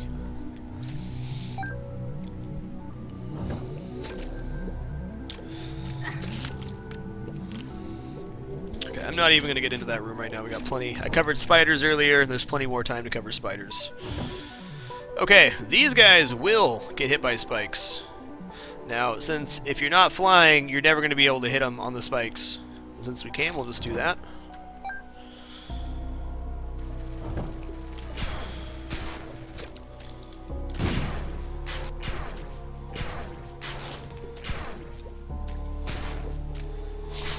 God, I'm missing everywhere. Okay. Well, you kind of saw what I did there. I'll try to draw it out. It's not. That just takes a lot of practice. You got eyeball here, eyeball here. The way the eyeballs work is they rotate back and forth following your position, and as soon as they see an opportunity to strike, they shoot out a laser. So what you're trying to do as the player is get them locked into a laser formation that is a straight line. You don't want them firing off to the side here or here. How you achieve this is by moving like this. You move in a circle like this while trying to diagonally shoot at the eyeball. So I usually fire a shot when I'm up here, on my way down, up, down, up, down, up, down. Now, it does depend on the speed of your character, and there's very many different factors that will affect this. This right here is the hardest room in the game to dodge, in my opinion. There's also one that has 3 eyeballs. If you get the one that has 3 eyeballs, priority number 1 has to be this middle eyeball. So what you can do is run in, place a bomb, and then you start the same circular rotation. But man, it's just a rough room.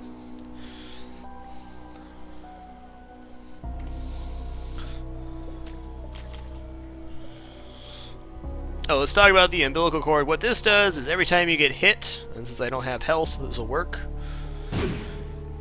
Or not. It spawns a little Steven. That little Steven.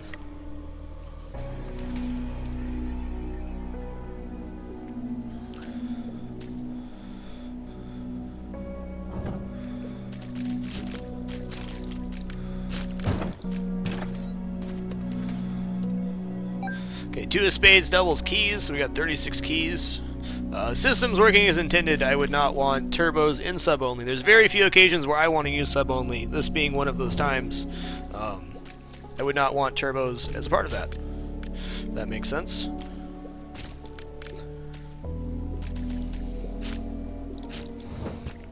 Okay, this room's very tricky.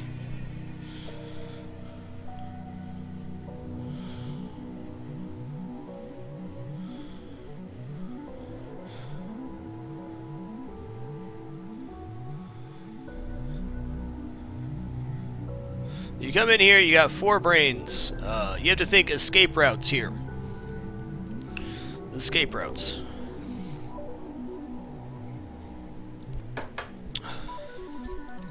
So, what the things that can happen here is, one, the brains can come around the outside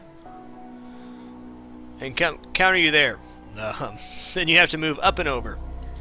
The other thing that can happen is they can come forward and go down. That's ideal, because that gives you more room to move. You definitely want to stay still for a minute until you figure out what they're going to do, though.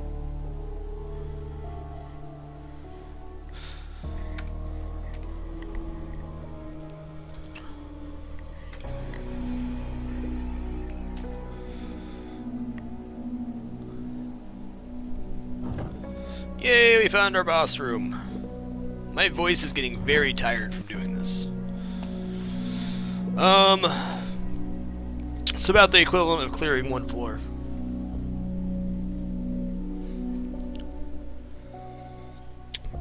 Yes, Turbo is a great feature of the site, but subscribing is for using faces, sub-only time, and supporting the broadcaster. Turbo supports the broadcaster as far as ad revenue, does not provide the benefits that subbing would, nor should it.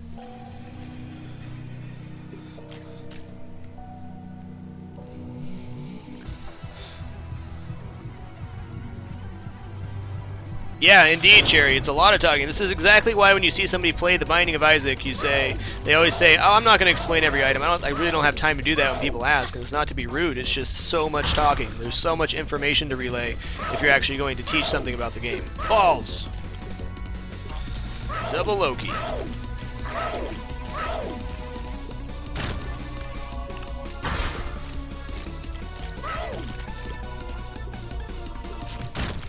Okay, so the versions of Loki are about the same. You have Loki and Double Loki. The fight's quite simple. Loki does two things. He fires in a pattern where he shoots straight out in cardinal directions, and then he has a secondary pattern where he shoots in the diagonal directions. So what you do is you dodge the first one. You just make a little juke to the side and then move directly back and you're safe again. Double Loki's a little bit trickier, but once again, the key to this fight is staying as far away from the Lokis as possible. So if we have Lokis spawned over here, we want to be in this area. If they're spawned up here, we want to be over here.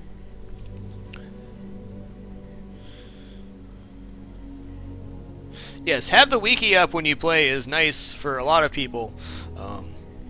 I've never played with the wiki, but I've always had chat to pull off, and I think I know there's just about everything there is to know about the game.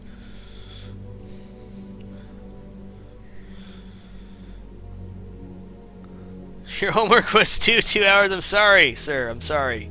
The only other factor in this is that they will spawn bomb flies. We've talked about bomb flies before. Bomb flies always move in the same pattern. They're just going to bounce off the walls and do lazily whatever they're going to do.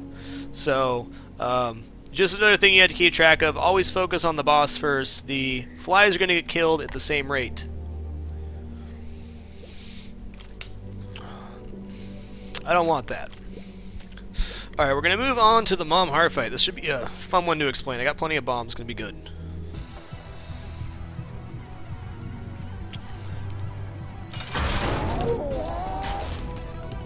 Oh god, the fly got me.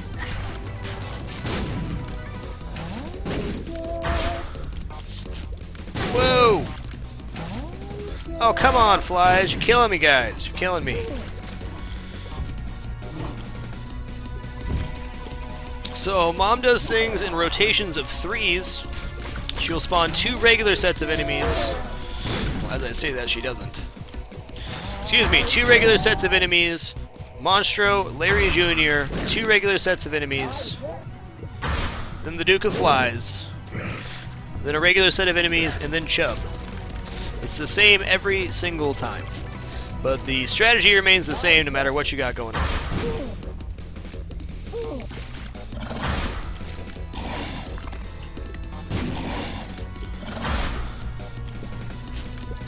The ideal rotation is to get her into the second phase as Duke of Fly spawns.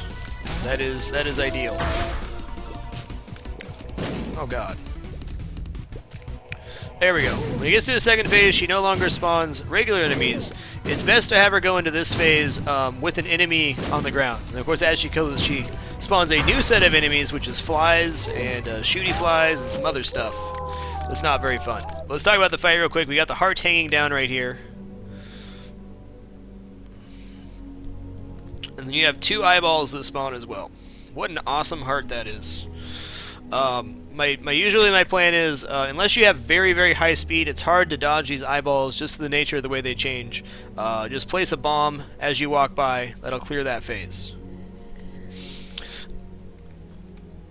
Okay, so we have the heart. The basic rotation is the same. The heart drops down. As the heart is dropping down, you want to be making a movement like this. You drop a bomb right here, back to the other side. And you just move this pattern back and forth, just doing this. If you place it right, it should kill the entire wave of enemies that spawn. The only difference is you're going to have to fight Monstro, Larry Jr., Duke of Flies, and Chubb. Those are the 4 times that a bomb won't kill it, but you still want to place that bomb to do the maximum amount of damage to Mom as possible. So that makes sense. It's a very basic strategy for Mom, but it's really the most effective. And then once the second phase spawns, I usually just hug the wall right here. We stay exactly on this line. Just stay right there. That way you can dodge the blood shots that are coming in pretty effectively. Especially if you don't have flying, you really don't want to give up the safety of the wall. If you have to, you just move to the other side like this.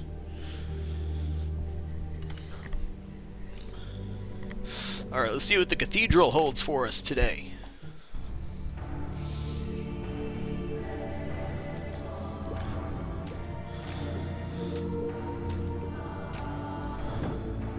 Okay, these guys work exactly the same as the regular babies. The only difference is they shoot 3 shots, so they have a much wider spread. Just be very aware of where you're at, because your dodges have to be almost pixel perfect when you have lots of them in the room.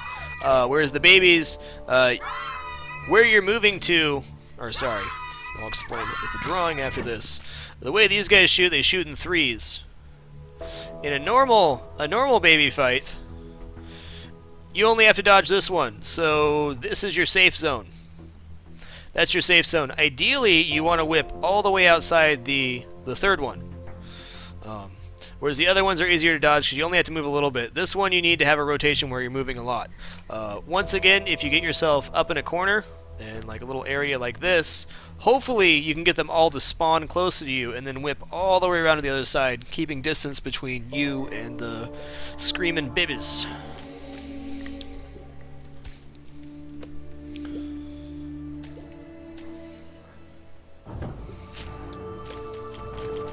Okay, so these are white gishes and exploding fly socks, whatever you want to call them. What you have to keep in mind on those guys, they actually have an orbital. These guys are a nightmare. I really do not like these. They shoot in way too many directions, very random. It's just the upgraded meat pile, whatever you want to call it. Hey, my third orbital, nice. Okay. The flying, exploding guys look exactly the same, except for they have an orbital around them, which does block shots. They move very fast, and you really need to be a step ahead of them. You want to be all the way on the other side of the map, because they explode like a bomb when they blow up. So, minimum distance you want to kill them from is about right here. You're better off just continuing to dodge. Yeah, 3 is the magic orbital number. That's max.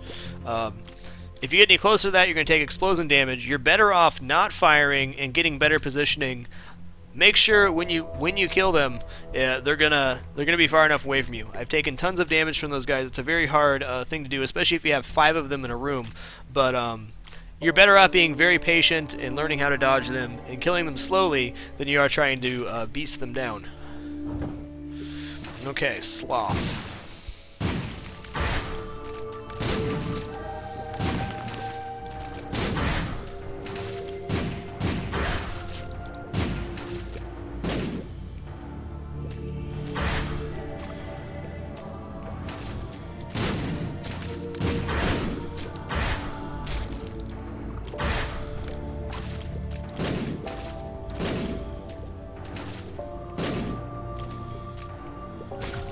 Sloth is one of the few times I'll actually go to the corner of the room. There's a very distinct reason for that. I'll explain here shortly. 2 of diamonds doubles money. I already have 94 coins, so it doesn't matter. Okay, the way that Sloth works is he's got 2 attacks. He's got one where he lobs a shot towards you, and then he has one where he spawns the little chub thingies. The way little chub thingies are, they work like most of the other aggro enemies in the game. As soon as they see you, aggro range right about here, they move quickly towards you. So how we break the room down, especially for double Sloth, is we go up to the corner. This will draw them slightly towards you. And then as soon as you see that first green shot from this guy, whip down to the other corner. They should be around here at this point. Then you can fire at them from far away. Where it starts to get tricky is when they start spawning lots of little chubs. The way I try to do it is keep the little chubs aggroing up and down, like this, by running through the middle. If you can aggro them up and down, they're stuck on the edges of the map, which makes them so much easier to dodge. So if you have a room full of little chubs, you really need to keep your eye on them. If they're right here, your best option is to run across like this, because they'll all go up and get stuck on the edge of the map, which leaves you the entire bottom side to work off of.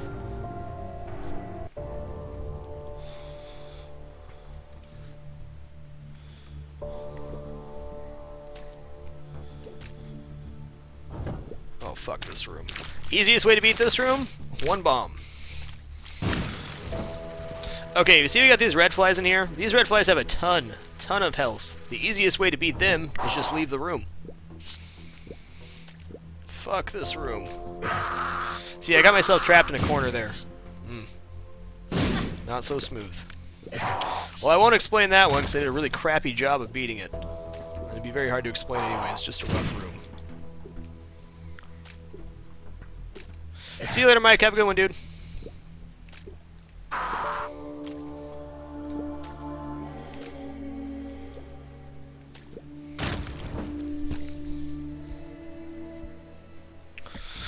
Okay, I will explain the horseman guys though, because that could be those can be interesting. Sometimes you get 3 of those in a room. Let's talk about that room. 3 of them. They're gonna charge one way or another. It's best if they're all charging the same way. Where you get in trouble is if you get one charging this way, and then you go, oh shit, and you go over here, and then you get one charging this way, then you got them going every single direction on the map. That's where you get hurt.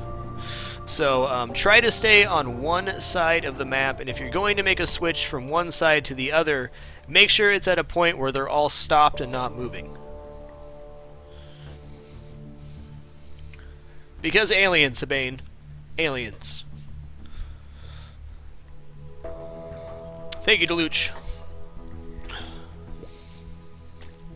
Okay, we're going to do this boss fight. I'll try to dodge the best I can, and then I'll explain the boss fight, kind of. Or at least for the first time. We'll be explaining it many times. Yeah, the White Sox are the worst, because you're not guaranteed damage against them.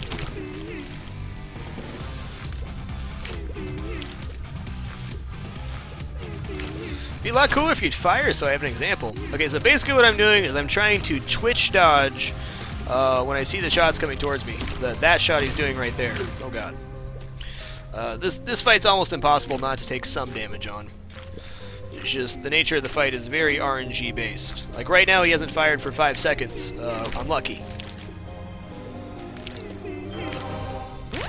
Phase 2, he starts shooting homing shots.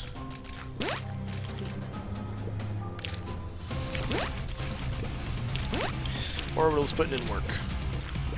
Oh god. I'll use my card, how about that? Oh my god, look how big I am. Ridiculous. See, that's not even necessarily a benefit at this point, it's almost a hindrance. Yeah, I'm doing a couple more damage, but my odds of dodging now are just greatly decreased. And then phase 3, he starts spawning babies. This is where if you have bombs, you want to use them. It's also nice to have a death card or something else to clear them out with. Okay, that'll have to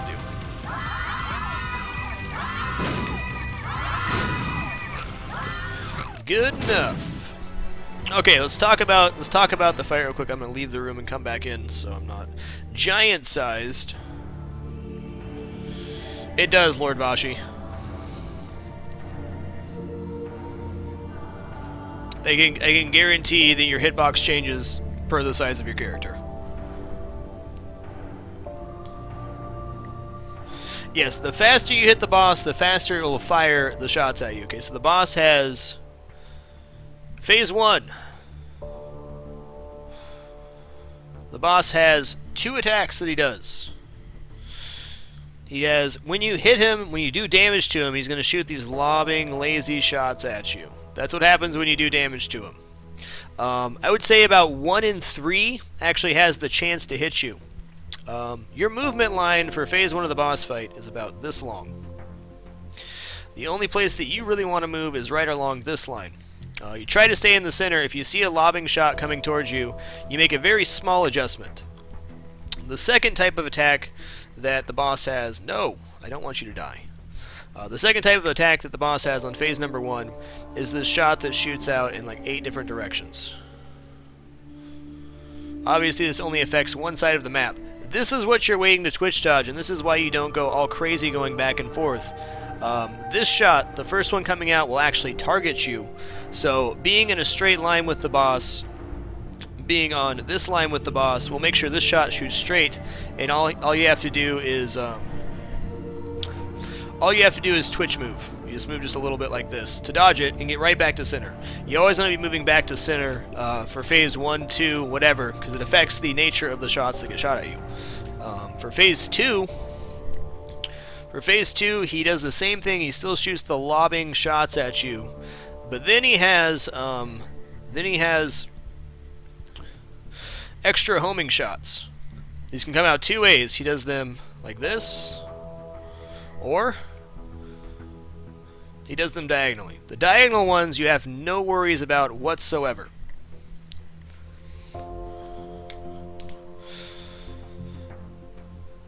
Nothing to worry about. You only have to worry about dodging these ones. Now, the weird part about the homing shots is they can do different things. They can come loop up and around and do all sorts of crazy stuff like this, or they can come straight at you.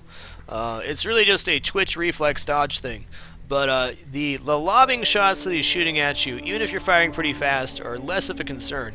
If you have very fast fire rate or an item like Tech 2, what you end up doing is firing in short bursts. So you'll fire, let's say, 7 or 8 shots, make sure you've dodged all the orbitals, and then try to do damage again, or do it slowly. You have another option in this fight on Phase 2 if you have a lot of bombs. As soon as you see him fire the homing shots, you do the same thing you do on the mom fight. Just coming over, placing a bomb right here, and then hitting the other side. Your odds of dodging on both sides are just as equal. Okay, let's talk about Phase 3 real quick. Phase 3 is the run-ender. You can usually dodge Phase 1 pretty effectively. Phase 2, a little bit harder. Phase 3 is just a bitch. Phase 3, there is... crack in the sky effect, which means light beams will shoot down randomly across the room. How the crack in the sky coding works is your odds of them being in the corners, slim to none. Your odds of them being on the edges, pretty low. The closer you get to the center, the higher chance you have of a beam of light being there. Now, why this sucks is he starts spawning the babies.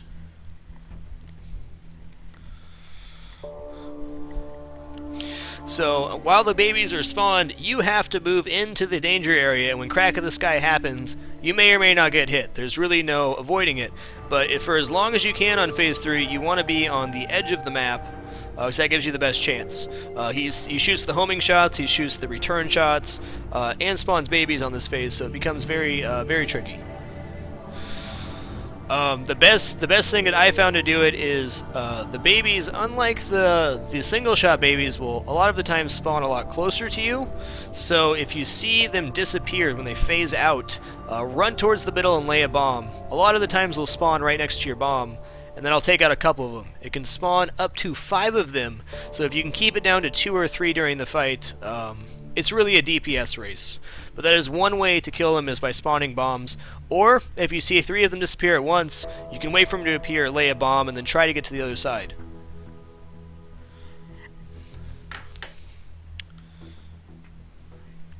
No worries, Chris Kira. I think you got through the entire lesson. That's all I got for right now. So let's see the ending.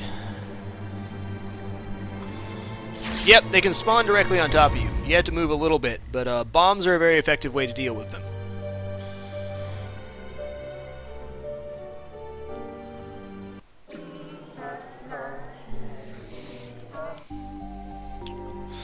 Well, I hope that was informative for everybody. That was like, holy shit. That was 3.5 hour run.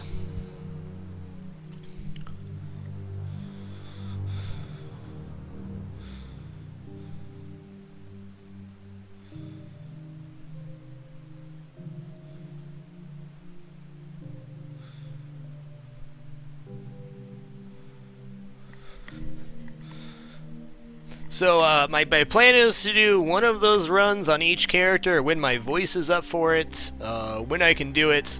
No real schedule on that. I will upload them to YouTube and stuff, but I think doing one run on each character should cover most of the rooms, most of the strategies that I use, most of everything. What I'm going to do right now is I'm going to take a break and eat. I'm going to take this chat out of sub-only mode. I once again apologize for excluding people. Had to be done. This once, very special occasions where I'll use sub-only. It is never my intention to have this be a sub-only chat all the time, but on occasion I do feel the need to use it, and I appreciate your patience while doing so. See, I don't think these runs are going to be too awful for me, because I'm really paying attention to my mechanics and how to clear the rooms, so should be playing at a high level for most of it.